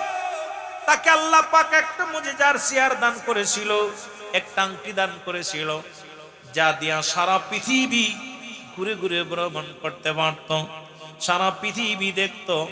শুধু তার পেট্রোল লাগতো না, ডিজেল লাগতো না। আল্লাহ তাকে দুনিয়ার মধ্যে রাখেন নাই, উনিও দুনিয়া থেকে বিদায় হয়ে গেছে। মুসলমানদের মধ্যে কার? মুসলমানদের মধ্যে আর একজন, ও যুবক, বাদশা জুলকারনাইন। আল্লাহ তাকে পৃথিবীর মধ্যে 1600 বছর হায়াত দান করেছিল। আপনাদের এই মতলবের জমিনের মানুষ 100 বছর বাঁচে, 60 বছর বাঁচে, 50 বছর বাঁচে, 40 বছর বাঁচে। অল বাংলাদেশের গড় আয়ু হলো, বর্তমান গড় আয়ু হলো মুসলমান 45 বছর বা 46 বছর, নাই 50 বছর হলো। এর বেশি তো একটা মানুষ বেশি দিন বাঁচে না। এই 60 বছরই নাই বাঁচে মুসলমান। অতীতে যারা 80 বছর 100 বছর বেঁচে গেছে, তাদের সন্তানেরা 40-50 পার হলে আর হাঁটতেও পারে না, চলতে পারে না। তার মানে আর বুঝতে বাকি নাই, বাবা মা যে কদিন বেঁচে ছিল তার অর্ধেক সময় আমরা বাঁচতে পারবো না, কিন্তু বাদশাহ জুলকারনাইনকে আল্লাহ 1600 বছর হায়াত দান করেছিল। একটা মুজেজার ঘোড়া দান করেছিল, যে ঘোড়াটা দিয়া সারা পৃথিবী 2 বার ভ্রমণ করেছিলেন। এই ঘোড়াটা যখন একটা পা ফেলাইতেন 12,000 মাইল অতিক্রম করতেন। একটা দুইটা পা নয়, একটা পা যখন পাঠাইতেন, একটা পা থেকে আর একটা পা যখন ফেলতেন 12,000 মাইল অতিক্রম করতেন। পৃথিবীর মধ্যে মুসলমান লম্বা ছিল লোকটা 48 লম্বা লোকটা ছিল। একেও দুনিয়া থেকে আল্লাহ তারাও নিয়ে গেছেন। আর কাফেরদের মধ্যে দুজন, একজনের নাম হলো বাদশাহ নমরুদ বা ফিরাউন। বাদশাহ নই পৃথিবীর মধ্যে আল্লাহ তাকে অর্ধ পৃথিবীর খলিফা বানাইলো, কিন্তু ইমানদার হতে পারে নাই। আরেকজন ছিল বাদশাহ জুল মুসলমান বক্তা নসল, তাকে আল্লাহ দুনিয়ার মধ্যে তামাম পৃথিবীর মধ্যে 4 জন প্রতাপশালী বাদশাহ, তাদের কাছে তারেক জিয়া কিছু না, তাদের কাছে শেখ হাসিনা কিছু না, তাদের কাছে কোথায় ওই বারাক ওবামা বেশি নয়, মুসলমান তাদের কাছে মুসলমান অনেক ট্রাম্প এত বড় শক্তিবান নাই, যিনি ডোনাল্ড ট্রাম্প ওনার কাছে তাদের কাছে কিচ্ছু নয়, কারণ অল পৃথিবীর মধ্যে আল্লাহ তারা এত বড় শক্তিশালী বানিয়েছিল। রব্বে কারিম তাদেরকেও দুনিয়া থেকে কতল করে দিয়েছে, জোরে বলেন ঠিক কিনা? দুনিয়ার মধ্যে থেকে চলে গেছেন, কিসের শক্তি দেখাও, কিসের ক্ষমতা দেখাও। সুতরাং এই দুনিয়ার মধ্যে থেকে চলে যেতে হবে, থাকার জায়গা না, থাকা সম্ভব নয়। আপনি আমি যত বড় টাকাওয়ালা হই, বাড়িওয়ালা হই, গাড়িওয়ালা হই, বাঁচা সম্ভব নয়। এই দুনিয়ার মায়া ছেড়ে চলে যেতে হবে। 2 নাম্বার হলো কবর। কবর বলতে বোঝায় মানুষের মৃত্যুর পর থেকে শুরু হয়। আপনার কবর বলতে বোঝান আর মার কোথায়, ওই যে আশেপাশে গোরস্থান, এরা মুসলমান যারা আগুনে পুড়ে মারা গেল, পানিতে ডুবে মারা গেল, তাদের কবর কোথায় হলো? না না না না, কবর বলতে বোঝায় মানুষের মৃত্যুর পর থেকে শুরু করে কিয়ামত পর্যন্ত জগৎটাকে বলা হয় কবরের জগৎ। জোরে জোরে চিল্লায়া বলা যাবে না আল্লাহু আকবার। ওরে আজ না হয় কাল, তুমি আজ না হয় যাইবা কবরে, যাবার বেলায় দেখবে চেয়ে গো তোমার ছবি রইল। আরো জোরে জোরে চিল্লায় বলেন, যাবার বেলায় দেখবে চেয়ে গো তোমার ছবি রইল পড়ে। এ দুনিয়ার মুসলমান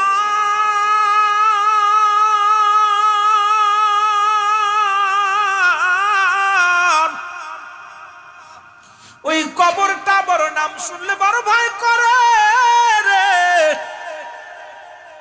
2 নাম্বার বিপদ হলো অন্ধকার কবর, যেখানে কোনো বাতি নাই, যেখানে কোনো বন্ধু নাই, যেখানে কোনো মুসলমান সাথী নাই, যেখানে মুসলমান ঘর অন্ধকার। এখন চোখ দুটি বন্ধ করে দেখেন, অন্ধকার, আশেপাশে সবকিছু আছে, সবই দেখা যায়, কিন্তু আপনি অনুমান করে দেখেন সবই দেখা যায়, আপনি কিন্তু দেখতে পান না। তদ্রূপ কবর এমন একটা জগৎ, যে জগতে গেলে আপনার সব কিছু মুসলমান অনুভব করতে পারবেন, কিন্তু আপন বলতে কাউকে পাবেন না, বন্ধু পাবেন না, বান্ধব পাবেন না। ওই কবরটা বড় নির্জন একাকার, ওই কবর কিন্তু কাউকে ছাড়বে না। জোরে বলেন ঠিক কিনা? আর একটু জোরে জোরে চিল্লায় বলো ঠিক। আমার ভাইরা, এই কবরে যেদিন শোয়া দিবে, সর্বপ্রথম একজন ফেরেশতা আসবে, তার নাম হলো নুমান ফেরেশতা। কোন ফেরেশতা? আরো জোরে বলেন কোন ফেরেশতা? আমরা জানি কবরে শোয়াইলে মন কান নেকির আইব। এই মন কান নেকির আসার আগে একজন ফেরেশতা আসবে, তার নাম হলো নুমান ফেরেশতা। ডাক দে বলবে, আলমগীর সাহেব, ও আলমগীর সাহেব ওঠো। উঠা 2টা কাগজ থাকবে হাতের মধ্যে, একটা কাগজ থাকবে নেকির আমল, একটা থাকবে বদির আমল। ডাক দে বলবো ওঠো। বান্দা উঠবে যখন, বলবে এই নাও। বান্দা হাতের মধ্যে নিয়ে দেখবে কত রাকাত নামাজ পড়েছিলাম, কতটা ভালো কর্ম করেছিলাম, কত জায়গায় মাহফিলে বসেছিলাম, কত জায়গা বয়া বয়া তওবা করেছিলাম, কোথায় কোরআন তেলাওয়াত করেছিলাম, কোথায় দান ধ্যান করেছিলাম, কোথায় কোন মসজিদে দান করেছিলাম, মাহফিলে দান করেছিলাম, ঈদগাহে দান করে কর্মগুলো বান্দা যখন দেখবে দেখি আর সঙ্গে সঙ্গে বড় খুশি হয়ে যাবে। ডাকতে বলবো আলমগীর সাহেব লিখে দাও, দেরি করো না, তাড়াতাড়ি লিখে দাও, রুহুল আমিন সাহেব লিখে দাও। ডাকতে বলবে আমি লিখতে জানি না, ওই আমি লিখবো কেমনে রে, আমার কাছে তো কোনো কলম নাই, আমার কাছে তো কোনো কলম নাই, সংক্ষিপ্ত আকারে আলোচনা করে যাই, আমার কাছে তো কোনো কলম নাই, লাগবো কেমন করে। ডাকতে বলে বান্দা তুমি কলম খোঁজো, তুমি কি কলম পাও নাই? কলম হলো তোমার ডান হাতের শাহাদাত আঙ্গুল মুবারক, জোরে জোরে চিল্লায়া বলা যাবে না মারহাবা। এই হাত দিয়ে কত ডাকাতি করলাম, এই হাত দন্যায় ভাবে মানুষকে মারলাম, এই হাত দিয়ে কত না ঘুষের টাকা কারবার করলাম, এই হাত দিয়ে কোনো দুর্নীতি করলাম, কলমের কোষা দিলা, কিন্তু এই হাতের কলম হবে ডান হাতের শাহাদাত আঙ্গুল মুবারক। এই হাতটা আমরা সুন লাগায়া পান খাই, কিন্তু এই হাতের আঙ্গুলের ইশারায় রাহমাতাল লিল আলামিন চন্দ্রকে দ্বিখণ্ডিত করেছিল। জোরে জোরে বলেন ঠিক কিনা? আর একটু জোরে জোরে চিল্লায়া বলা যাবে না মারহাবা। কোন আঙ্গুলটা? শাহাদাত আঙ্গুল মুবারক। মারহাবা বলেন না? আর একটু জোরে বলেন। এই আঙ্গুলের এত দাম, রহমতের নবী যখন চন্দ্রের দিকে ইশারা করছে, এই আঙ্গুলের কত দাম, আঙ্গুলের ইশারায় চন্দ্র দ্বিখণ্ডিত হয়ে গেছে। আমার সুন্নি ভাইয়েরা খবরদার, এই আঙ্গুলটার বড় দাম, হাতের মধ্যে দাম। এই আঙ্গুল আর সুন জড়ায় না। এখন দেখি আমাদের দেশে অনেক পীর সাহেব ওয়াজ করে আর সুন খায়, বড় লজ্জা লাগে তখন। হাতের আঙ্গুল কতগুলো আছে এটা সুন খাওয়ার জন্য নয়, কারণ এই আঙ্গুলটার শাহাদাত আঙ্গুল মুবারক অনেক মূল্য, অনেক দাম। হাতের মধ্যে জোরে জোরে চিল্লায় বলেন ঠিক কিনা? আমার দেশে অনেক পীর সাহেব ওদের সুন খায়। এই বেটাটা কি সুন খা আঙ্গুল রে? হাতের আঙ্গুলেরই এখন বুঝিস নাই কোন হাতের আঙ্গুলটা কত মর্যাদা। বড় মস্তানি করিস, ওয়াজ খুব ভালো জানোস। কত এখন ভ্যান চালক, রিক্সা চালক আমাদের সাথে ভালো ওয়াজ জানে। ওয়াজ শুনতে শুনতে এই বক্তা কি ওয়াজ করবো সেটা ভালো আমি জানি, ঠিক না? আমার ভাইয়েরা, আমার বন্ধুরা, আমার এই আঙ্গুলটা বলবে বান্দা তোমার কলম, আস্তে কোন অনুরোধ করবো, হাত দার দুর্নীতি করিস না, এই আঙ্গুল দিয়া দুর্নীতি করিস না, এই হাতটারে পবিত্র রং। বান্দা বলবে আমি কলম পাইলাম, এখন তো আমার কাছে কালি নাই। বলে বান্দারে আর চিন্তার কোনো কারণ নাই, কালি হলো তোমার মুখের থুতু মুবারক। জোরে জোরে চিল্লায়া বলা যাবে না আল্লাহ কি মুবারক? থুতু মুবারক, এই স্যাপ যেটা জিহ্বা গালের মধ্যে থাকে, থুতু মুবারক, এটা হবে বান্দার কালি। বান্দা কালিগুলো পাবে। আজ থেকে আর গালের মধ্যে গাঁজা খাবো না, ইয়াবা খাবো না। আজ থেকে প্রতিজ্ঞা করবো এই মুখ দিয়া আর কাউকে গালি দিব না, এই মুখ দিয়ে কারোর গীবাত করবো না, এই মুখের ভিতরে আজ থেকে বিড়ি সিগারেট দিব না। আজ থেকে আমার যুবক বাবারা তোদের হাতে ধরে বলে যায়, আজ থেকে আর মুখের মধ্যে ইয়াবা দিব না, পেন্সিল দিব না, গাঁজা খাবো না। তবে বড় কষ্ট হয়। কিছুদিন আগে একটা সঙ্গীত গেয়েছিলাম, অনেকে কষ্ট পেয়েছেন। মাঝে মাঝেই সঙ্গীতটা গায়, ও বোড়ার চুল পেকেছে, পাকছে দাড়ি, গাল করেছে ব্যাগ, তোরা দেখ তোরা দেখ রে, তবু বুড়া টানে সিগারে। তোদের বলেন ঠিক কিনা? বুড়ার পাও গেছে কবরে, বুড়া হাতে নিছে লাঠি, বুড়ার মুখে জলে বাইরে, বুড়ার মুখে জলে বাইরে, জুনের গুদের বাতি, বুড়ার চুল পেকেছে, পাকছে দাড়ি, গাল করেছে ব্যাগ, তোরা দেখ রে, তবু বুড়া টানে সিগারে। কষ্ট পাননি? আবার জীবনরা করছে আমাকে তো ধরে নাই, বুড়া করে ধরছে। এত নবীর সুন্নাত, দাড়িগুলো পেকে গেছে, কত বড় পথ। আরে মানুষ মরে গেলে হিন্দুরা দেয় মুখে আগুন, আর আমরা মুসলমান জীবিত থাকতে দিতেছি মুখে আগুন। সেইতে কষ্ট আর থাকতে পারে না। জাহান্নামে দিবে আগুন, আর নিজের মুখে নিজে দিতেছে আগুন। জোরে বলেন ঠিক কিনা? এই আগুনগুলো দেয় আর খুব ফায়াজ, কয় ওয়াজে ফায়াজ নাই, টানতে চারিপাশে দেখবেন টানতেছে, আর টান দিতে চার ওয়াজে ফায়াজ নাই। জোরে কোন ঠিক কিনা? ফায়াজ গেছে কিসের ভিতরে? পিড়ির ভিতরে। কিসের ভিতরে? কন্দি পিড়ির ভিতরে। তবে আমার দাদু ভাইয়েরা, অনুরোধ করব, কবরেতে আগুন পাবি, বিড়ি পাবি না। খারে জম্মের খাওয়া যত খাবি খা, কবরেতে আগুন পাবি বিড়ি পাবি না। ফেরেশতারা খায় না ঘুষ, থাকিবে না তোর যে হুশ। মুগুর মারিবে ধরে, গর্জন মারিবে ধরে, রক্ষা পাবি না।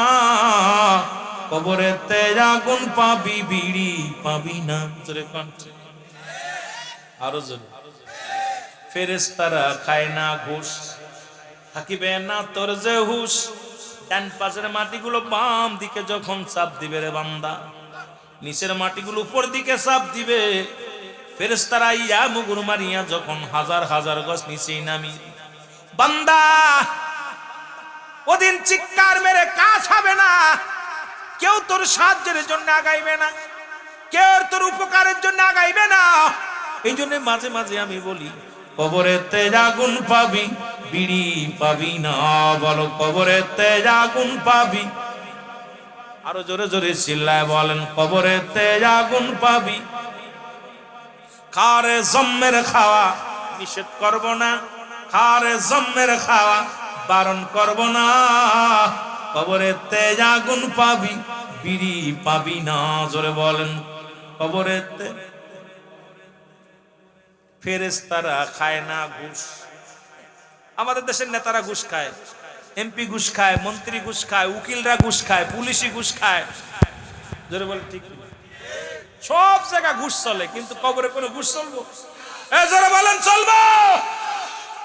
চলবো না। ফেরেশতারা খায় না ঘুষ, থাকিবে না তোর যে হুশ। মুগুর মারিবে ধরে, গর্জন মারিবে ধরে, রক্ষা পাবি না। কবরেতে আগুন পাবি বিড়ি পাবি না। সাপার বিশ্ব আসিয়া খাবে তোরে গিলিয়া, সাপার বিশ্ব আসিয়া খাবে তোরে গিলিয়া। জাহান্নামের লাড়কি হবি কেন বজনা, ওরে জাহান্নামের লাড়কি হবি কেন বজনা।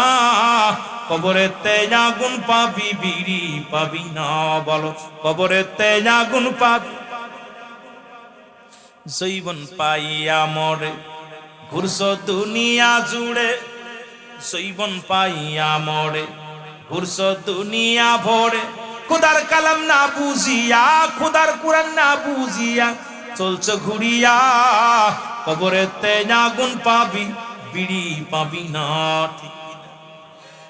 এত সুন্দর জীবন, 40 বছর 50 বছর হায়াতের জিন্দেগি পাইয়া, এত সুন্দর দেহ পাইয়া, এত সুন্দর চেহারা পাইয়া, এরপরে বেটা বেয়াদবি করতেছস, গোলামি না করে রব্বে কারিমের দরবারে ফিরে যেতে হবে। জোরে বলেন ঠিক কিনা? আরো জোরে বলেন ঠিক কিনা?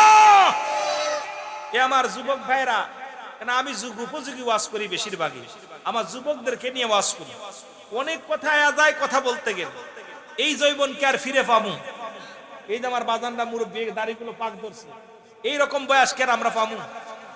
ও কেবল সবেমাত্র এসএসসি পরীক্ষা দিছে, ওর বয়স আর আমার বয়স, আমার বয়স 44 চলতেছে, এরকম আমি একদিন ছিলাম। এখন কায়দা কাইজন সারা দিন ধরে কান্দি, আমি কি আর এই 20 বছরের যুবক হইতে পারতাম? জোরে বলেন হইতাম? তাহলে আমাদের জিন্দেগি এভাবে হেলায় হেলায় কাটাইতেছি, হেলায় হেলায় কাটাইতেছি। আমার বাবারা, সময়ের মূল্য স্রোতের গতির মতো চলতেছে। স্রোত যেমন চলে গেলে আর ফিরে আসে না, তদ্রূপ আমার আপনার জীবন থেকে যে মিনিটটা, যে সময়টা, যে সেকেন্ডটা, যে দিনটা চলে যাচ্ছে, আর কান্নাকাটি করেও ফেরানো সম্ভব? আরো জোরে বলেন সম্ভব? কিন্তু এই যুবকদের আমি বুঝাইবো কেমনে? ডাকতে বলবে ফেরেশতারা রে, আমার তুমি লিখতে বললা, লিখবো কেমন করে? আমি কেমনে লিখব রে? আমার কালি নাই, কালি বল বান্দা তোমার থুতু মোবারক। আজ থেকে অনুরোধ করবো যুবক, এই মুখ দিয়ে আর কাউকে গালি দিস না, মুখ দিয়ে কাউকে বকা দিস না, মুখ দিয়ে আর কোনো হারাম জিনিস বক্ষণ করিস না। এই মুখের থুতু মোবারক পবিত্র রাখ। রব্বুল আলামিন যেন তোমার আমার উপরে দয়া করে। জোরে বলেন আমিন। বান্দা বলবে আমি কালি পাইলাম, কলমও পাইলাম, কালিও পাইলাম, এখন বাকি আছে কি? বলে বাকি হলো বান্দা, ও বান্দা লিখে দাও, আমি কাগজ পাবো কই? খুব খেয়াল, আমি কাগজ তো নেই আমার কাছে, লিখবো কেমনে? কলম আর কালি থাকলে লেখার জায়গার দরকার আছে, জোরে বলেন ঠিক কি? স্কুল অ্যান্ড কলেজের মধ্যে বড় বড় ব্ল্যাক বোর্ড লাগানো আছে, শিক্ষক মহোদয় এসে ছাত্রদের বোঝানোর জন্য এটা ব্যবহার করে, ছাত্ররাও লেখে শিক্ষকরাও লেখে। এইরকম কবরের ভিতরে লিখবেন কেমনে আপনার আমল নামাটা? বান্দা বলবে আমি লিখবো কেমনে, আমার কাছে কোনো কাগজ নাই। 3 টুকরা কাপড়ের কাপড় দেওয়া হয় আপনার আমার দেহের মধ্যে, কয় টুকরা? জোরে বলেন কয় টুকরা? 3 টুকরা কাপড়ের কাপড় দেওয়া হয়, 5 টুকরা কাপড়ের কাপড় দেওয়া হয়। এই কাপড়ের কাপড় 1 টুকরা খুলে নিবে টান দিয়া, বলে বান্দাই না লেখো গো, তাড়াতাড়ি লেখো। বান্দা সেকেন্ডের মধ্যে মিনিটের মধ্যে লেখা হয়ে যাবে। এবার হাত থেকে ছিনিয়ে নিবে, আবার আর 1 টুকরা কাপড় দিবে, বলে বান্দা তাড়াতাড়ি লেখো, এই কাপড়ের মধ্যে লেখো। বান্দা তাকায় দেখবে কাগজটার মধ্যে কত ঘুষ খেয়েছি, কত সুদ খেয়েছি, কত জিনা করেছি, কত অন্যায় করেছি। আল্লাহ রাব্বুল আলামিন জীবনে কত দুর্নীতি করেছি, কত সুদের কারবার করেছি, ঘুষের কারবার করেছি। চোখের পানিগুলো ছেড়ে ছেড়ে কান্দে।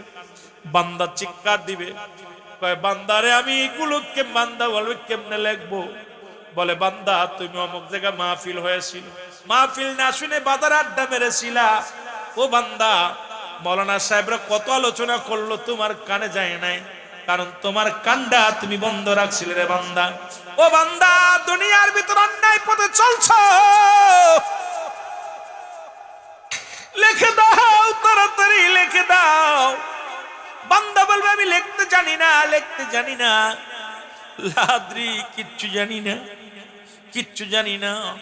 একটা গর্জন মারবে, বলবে ইয়া সালিম আমাকে তুমি নিরাপত্তা দাও, ইয়া সালিম আমাকে নিরাপত্তা দাও। তখন নিরাপত্তা কে দিবে রে তোরে?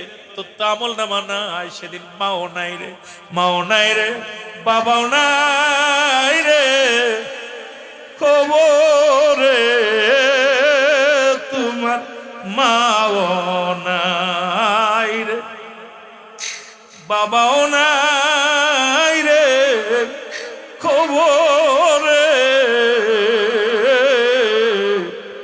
কে বুঝিবে তোমার কষ্ট ওইখানে, কে বুঝিবে তোমার দুঃখ ওইখানে।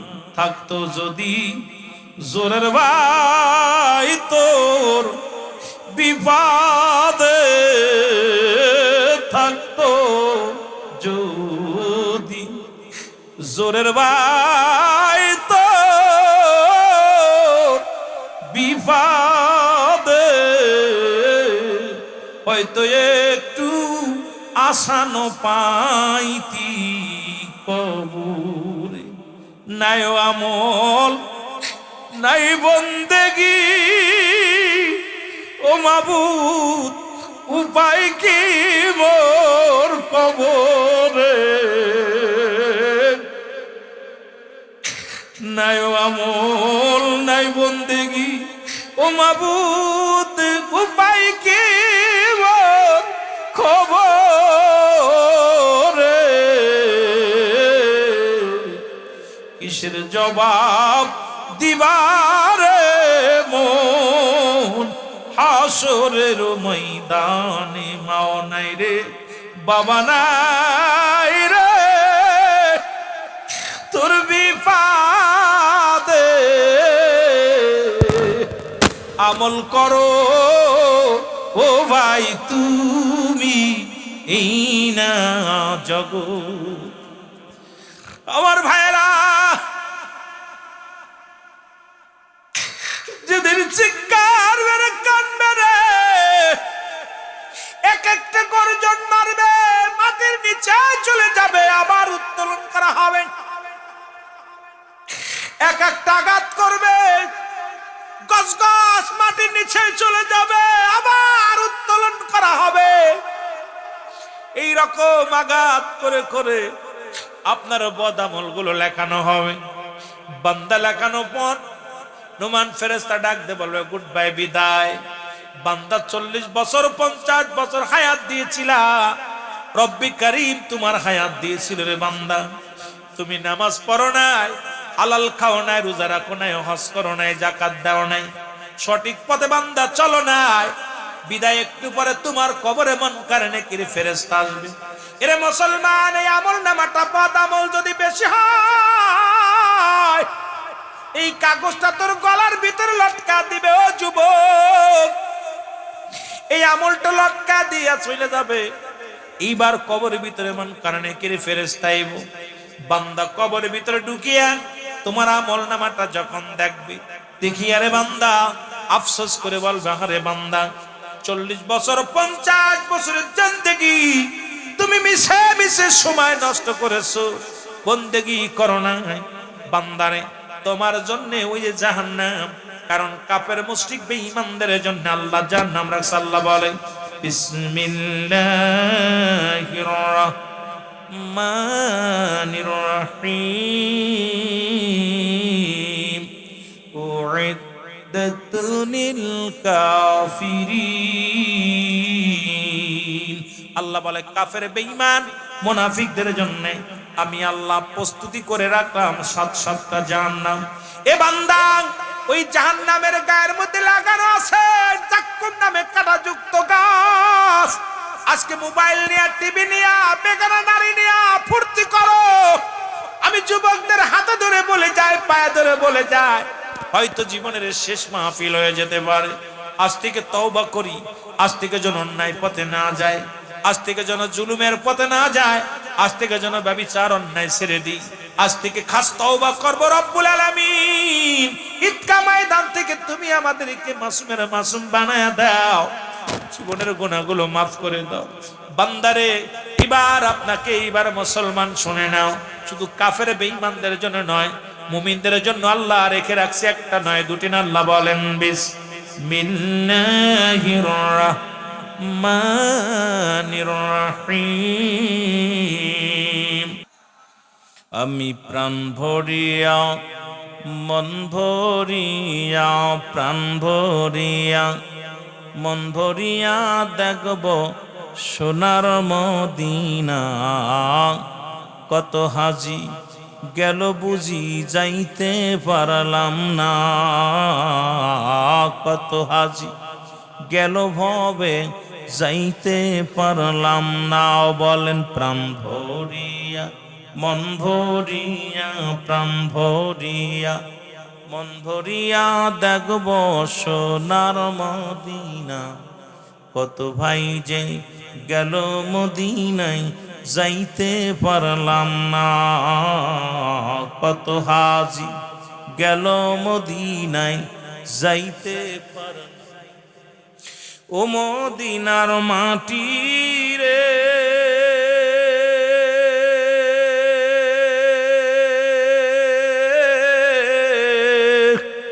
তুই যে বড় খাঁটি রে, তোর বুকেতে শুয়ে আছে, তোর বুকেতে শুয়ে আছে নূর নবীজি একজনা।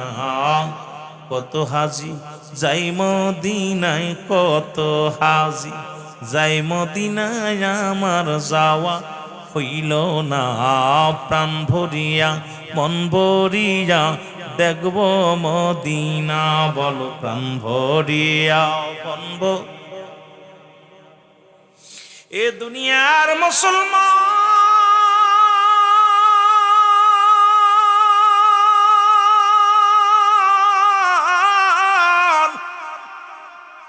এ জীবন জীবন নয়, এমন একটা জীবন আসবে যে দেশে গেলে মানুষের বিচার হয়, যে দেশে গেলে মানুষের হিসাব হয়, যে দেশে গেলে মানুষ আর কোনোদিন ফিরে আসে।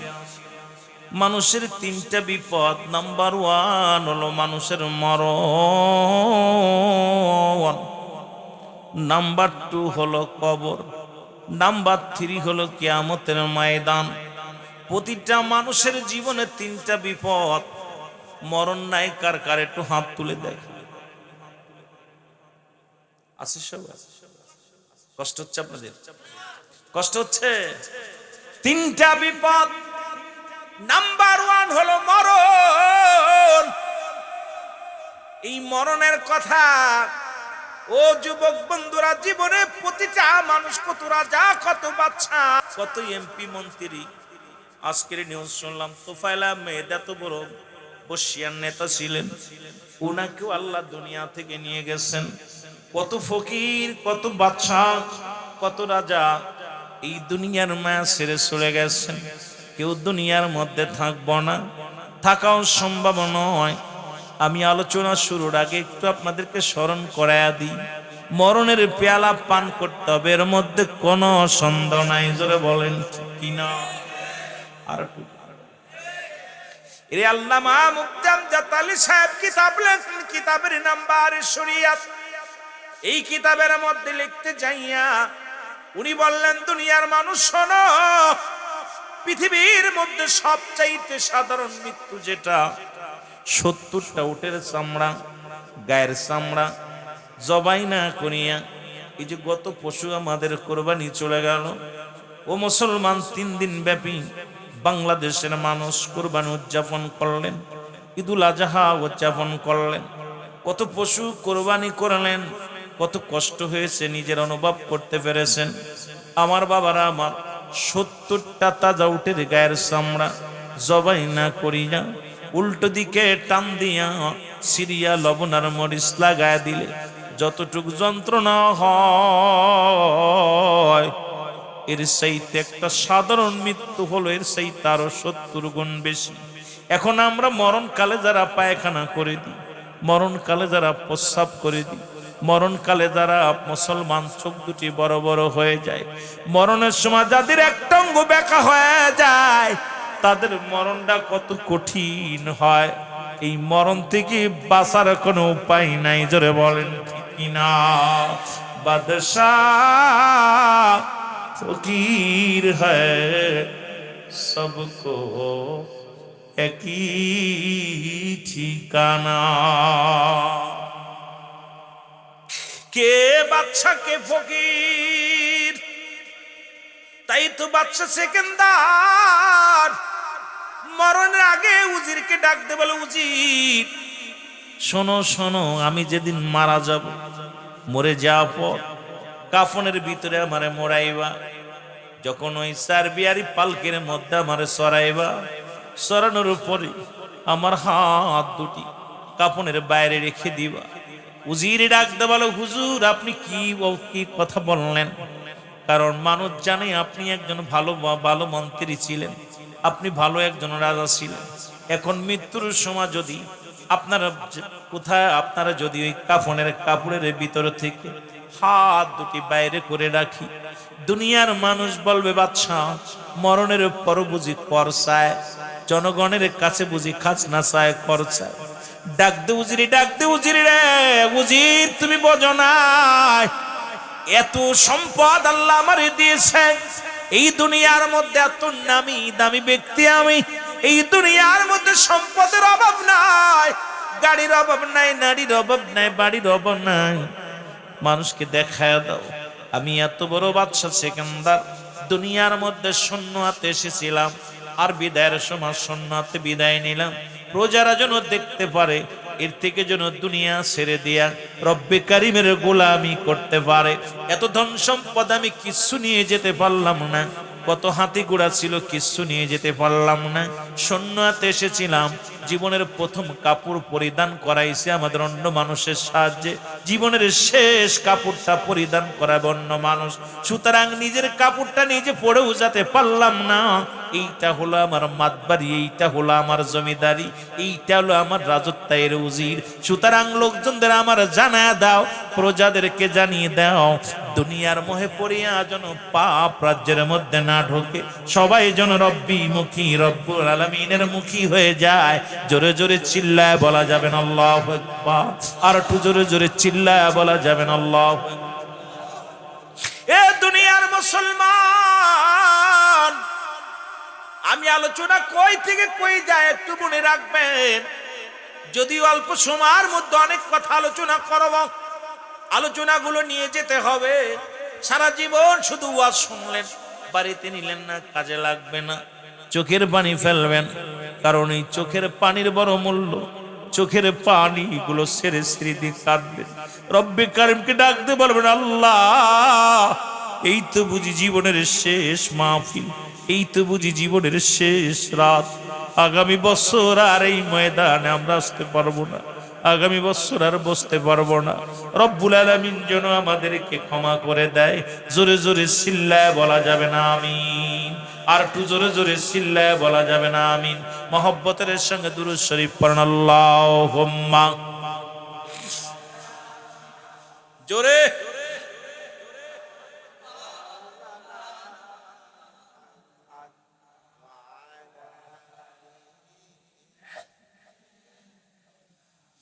ও মদিনার মাটি রে, তুই যে বড় খাঁটি রে, বলো ও মদিনা, তুই যে বড় খাঁটি রে, তোর বুকেতে আসেন গো সুরে নূরওয়ালা নূর আমার তোমার বুকে। একটু মহব্বতে বলেন, তোমার বুকে শুয়ে আসেন নূরওয়ালা। ও মদিনার মাটি রে, তুই যে বড় খাঁটি রে, বলো মদিনা,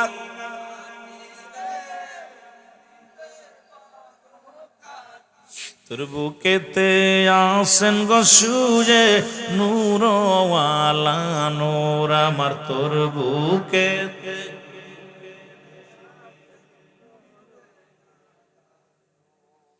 হইতাম যদি ডানাওয়ালা, ওই নজরের পাখি,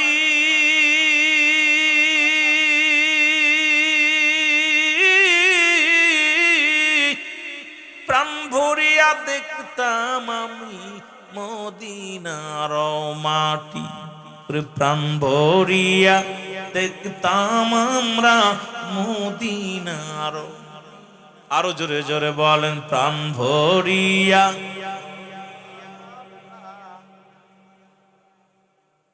গরিব আমি বাংলায় বাড়ি, নবী মরিবা। গরিব আমি বাংলায় বাড়ি, নবী পাইলাম না দিদার আমি। ও মদিনার মাটি রে, তুই যে বড়, তোর বুকেতে আসেন গো শুয়ে নূরওয়ালা নূর, বলো তোর বুকেতে। কত পাপী দেখা নবীজির ঈমান আনিল,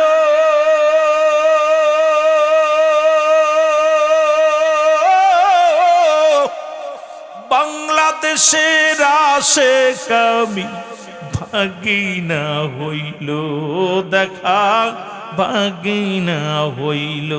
কবে যাব ওই মদিনায় আমি, কবে যাব ওই মদিনায়, স্বপ্ন পূরণ হবে আমি। কবে যাব ওই মদিনায়, স্বপ্নে পূরণ হবে।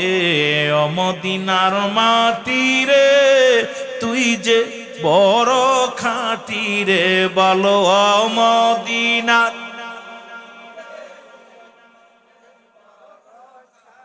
তোর বুকেতে আসেন গো শুয়ে নূরওয়ালা নূর, বলো তোর বুকেতে। এ দুনিয়ার মুসলমান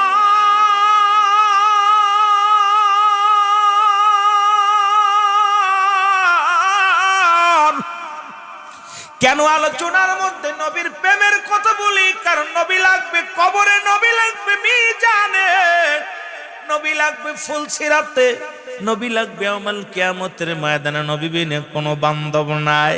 নবী বিনে কোনো দরদি নাই, নবী বিনে কোনো উপায় নাই। এই নবীর প্রেম ভালোবাসা যার অন্তরে যতটুক, তার ঈমান বলতে ততটুক। নবীর প্রেম ভালোবাসা যার অন্তরে নাই, তার ঈমান বলতে কিচ্ছু নাই, সরাসর বেঈমান। এই জন্য অনেক মানুষ বলে, কেন সুন্নিরা নবী নবী কয়, কেন নবী নবী বলি? শোনো রে ভাই, শুনে নাও, শুনে নাও। কারণ নবী বিনে কোনো বান্ধব নাই, নবী বিনে কোনো দরদি নাই। রহমতের নবী রাহমাতুল লিল আলামিন নিজেই বলেছেন, হায়াতি খায়রুল লাকুম। নবী বলেন, আমার হায়াতের জিন্দেগি আমার উম্মতের জন্য কল্যাণ স্বরূপ। জোরে বলো মারহাবা। আর একটু জোরে। এখন আমি আপনি কি কইতাম? নবী নিজেই বলে, আমার হায়াতের জিন্দেগিটা, আমি নবী দুনিয়ার মধ্যে এসেছি আমার উম্মতের কল্যাণের জন্য। উম্মত কেমনে শরীয়ত মানবে, উম্মত কেমনে তরিকা মানবে, উম্মত কেমনে ওজিফা করবে, উম্মত কেমনে আল্লাহর দ্বীনে চলবে, কেমনে রাজনীতি করবে, কেমনে শরীয়তের বিধান মেনে চলবে, তরিকাতের বিধান মেনে চলবে। আমার নবী উম্মতিরা রে, আমি নবী দুনিয়ার মধ্যে এলাম আমার উম্মতের কল্যাণের জন্য। সে আমার নবীজি দুনিয়ার মধ্যে কেমনে সংসার জীবন করো, কেমনে তুমি রাষ্ট্র জীবন চালাইবা, কেমনে তুমি সামাজিক জীবন চালাইবা, কেমনে তোমার জীবন বিধান চালাইবা, সব বিধান নিয়ে রহমতের নবী রাহমাতুল লিল আলামিন এই দুনিয়ার মধ্যে আগমন করেছে। শুধু তাই নয় রে বাবা, আমার নবীজির জন্য কেন আমরা পাগল? যখন লোকজনে বলে, হুজুর আপনারা নবী নবী করে কেন চিল্লান, আর নবীর প্রেমে কেন পড়ি? নবী বলেন, আমি দুনিয়া থেকে বিদায় নিলাম, ওফাতি খায়রুন লাকুম। নবী আমার ওফাত তো আমার উম্মতের জন্য কল্যাণ স্বরূপ। ও মামায়াতি খায়রুল লাকুম। নবী বলে, উম্মতিরা গো, এই দুনিয়ার মধ্য থেকে আমি বিদায় নিলাম, এটা আমার উম্মতের কল্যাণের জন্য। বাবারা শোনো, কেন আমরা সুন্নিরা নবী নবী, আমরা তরিকাপন্থী ভাইরা কেন নবী নবী বলে পাগল হয়? নবী বলেন, আমার ওফাতটা, আমার ইন্তেকাল শরীফটাও আমার উম্মতের জন্য কল্যাণ স্বরূপ। জোরে জোরে বলো মারহাবা। আর একটু জোরে, আর একটু জোরে। আমার মুখের কথা না, রাসূল বলে, আমার উম্মতিরা রে, এই দুনিয়া থেকে আমি বিদায় নিলাম। আমার উম্মতিরা যখন কোনো ভালো কর্ম করবে, ভালো কাজ করবে, নামাজ পড়বে, রোজা রাখবে, যে কুরবানি করলেন, এই যখন ভালো কর্ম করেন, নবীজি বলে, আমার উম্মতিদের জন্য আমি শুকরিয়া আদায় করি, প্রশংসা করি। আমি রব্বে কারিমের দরবারে ডাকতে বলি, আমার আল্লাহ, অমুক গ্রামে মতলবের জমিনে কয়েকজন আশিকেরা তোমার পাগল, তোমার জিকির, তোমার কুরবানি নিয়ে ব্যস্ত আছে গো আমার আল্লাহ। আমি প্রশংসা করি আমার আল্লাহর দরবারে। আবার কোন উম্মতিরা যখন গুনাহের কাজ করে, গুনার কাজ করে, গুনার ভিতরে লিপ্ত হয়ে যায়, রাসূল বলে, সঙ্গে সঙ্গে আমি নবী আমার উম্মতের হয়ে ইস্তিগফার করি, ক্ষমা চাই আমি আল্লাহর দরবারে। জোরে বলেন মারহাবা। আর এর এই পৃথিবীর মধ্যে অন্যায় করে ছেলে মাফ চায় বাবাই, অন্যায় করে গ্রামের ছেলে মাফ চাই চেয়ারম্যান মেম্বার যাইয়া। এমন নবীর উম্মত হইলাম। ও বাতিলেরা শোনো, যারা নবীর বিরোধিতা করো, নবীর নাম শুনলে যারা কষ্ট পাও, শুনে নাও। কেন নবী নবী বলে পাগল হই? কারণ অন্যায় করি আমি, মাফ চাই আমার নবী। অন্যায় করি আমি, ক্ষমা চাই আমার নবী। সেই নবীর পক্ষে থাকার দরকার আছে কিনা? আর একটু জোরে জোরে বলেন মারহাবা। আর একটু জোরে জোরে বলেন মারহাবা। এই মদিনা যাইতে পারলাম না, মদিনা দেখতে পারলাম না, বলো মদিনা। বাজান রে, আমার লক্ষ লক্ষ মানুষের দরকার নাই, এই যে আশেকেরা বসে আছেন। আমার নবী এমন প্রিয় নবী, আমার নবী রহমতের নবী, আমার নবী মাগফিরাতের নবী, আমার নবী নাজাতের নবী। এই জন্যই তো নবী নবী বইলা পাগল হয়। আরে আমার নবী ইস্তিগফার করে উম্মতের হইয়া এই নবীর পক্ষে জীবন চলে যাবে, নবীর বিপক্ষে আমরা যেতে পারবো না। জোরে বলেন ঠিক কিনা? আর একটু জোরে বলেন ঠিক কিনা?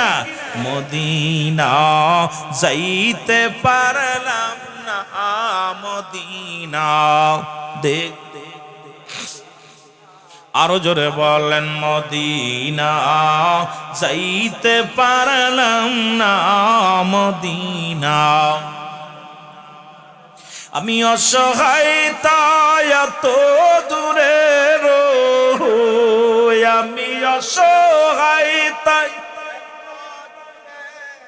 দূর থেকে সালাম জানাই, শুধু দূর থেকে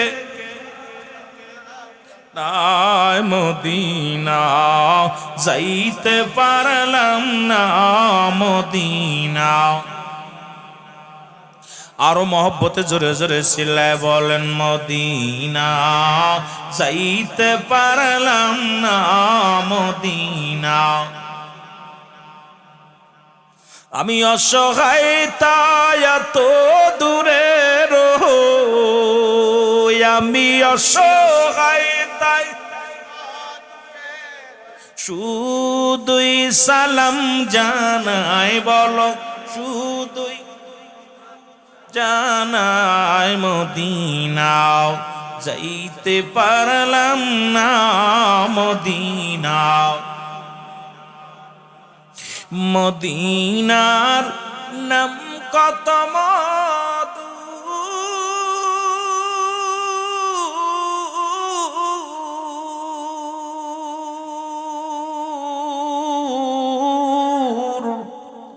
মদিনা আর যে কত দূর,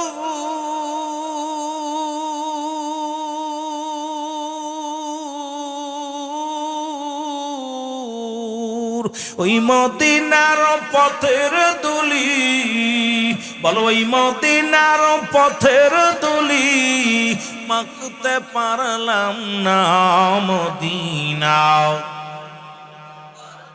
আরো জোরে জোরে চিল্লায় বলেন মদিনা, যাইতে পারলাম না নবীজির দিদার পাইলাম না মদিনা, যাইতে পারলাম না মদিনা।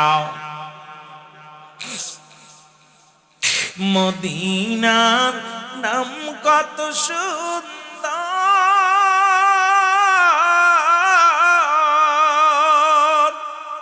মদিনা খেরে সে অন্তর,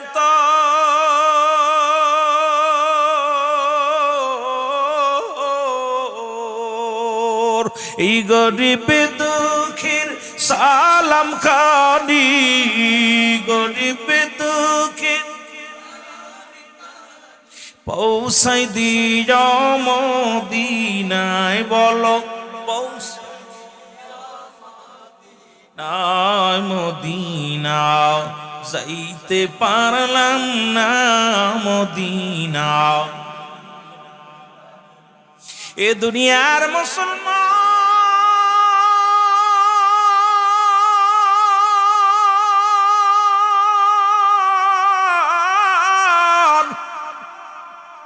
যে কথাগুলো বলি দিলের কান্ডা লাগা শোনো গো,